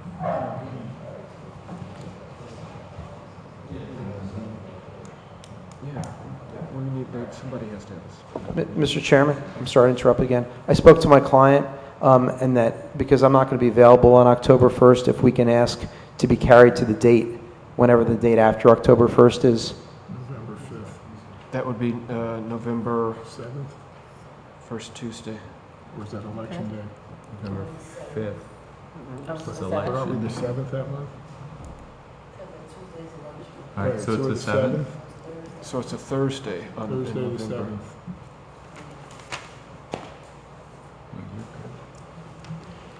Right, that's a Thursday, so that would be the day that we have our Board of Adjustment meeting. I have it listed here. So Thursday, the 7th of November. Probably so bad, but. It will probably be SOPAC. We'll let you know. Okay. If not here, then SOPAC. Mr. Chairman, I won't be here that day, on the 7th. Okay. What? Oh my God. Okay. Good. All right, so that's what we'll do. Thursday. So to be carried until that date, with no further notice being required? No further notice is required because This is we're the announcing notice. it here. This is the notice. Just get your new information in as soon as possible. We will. Thank you.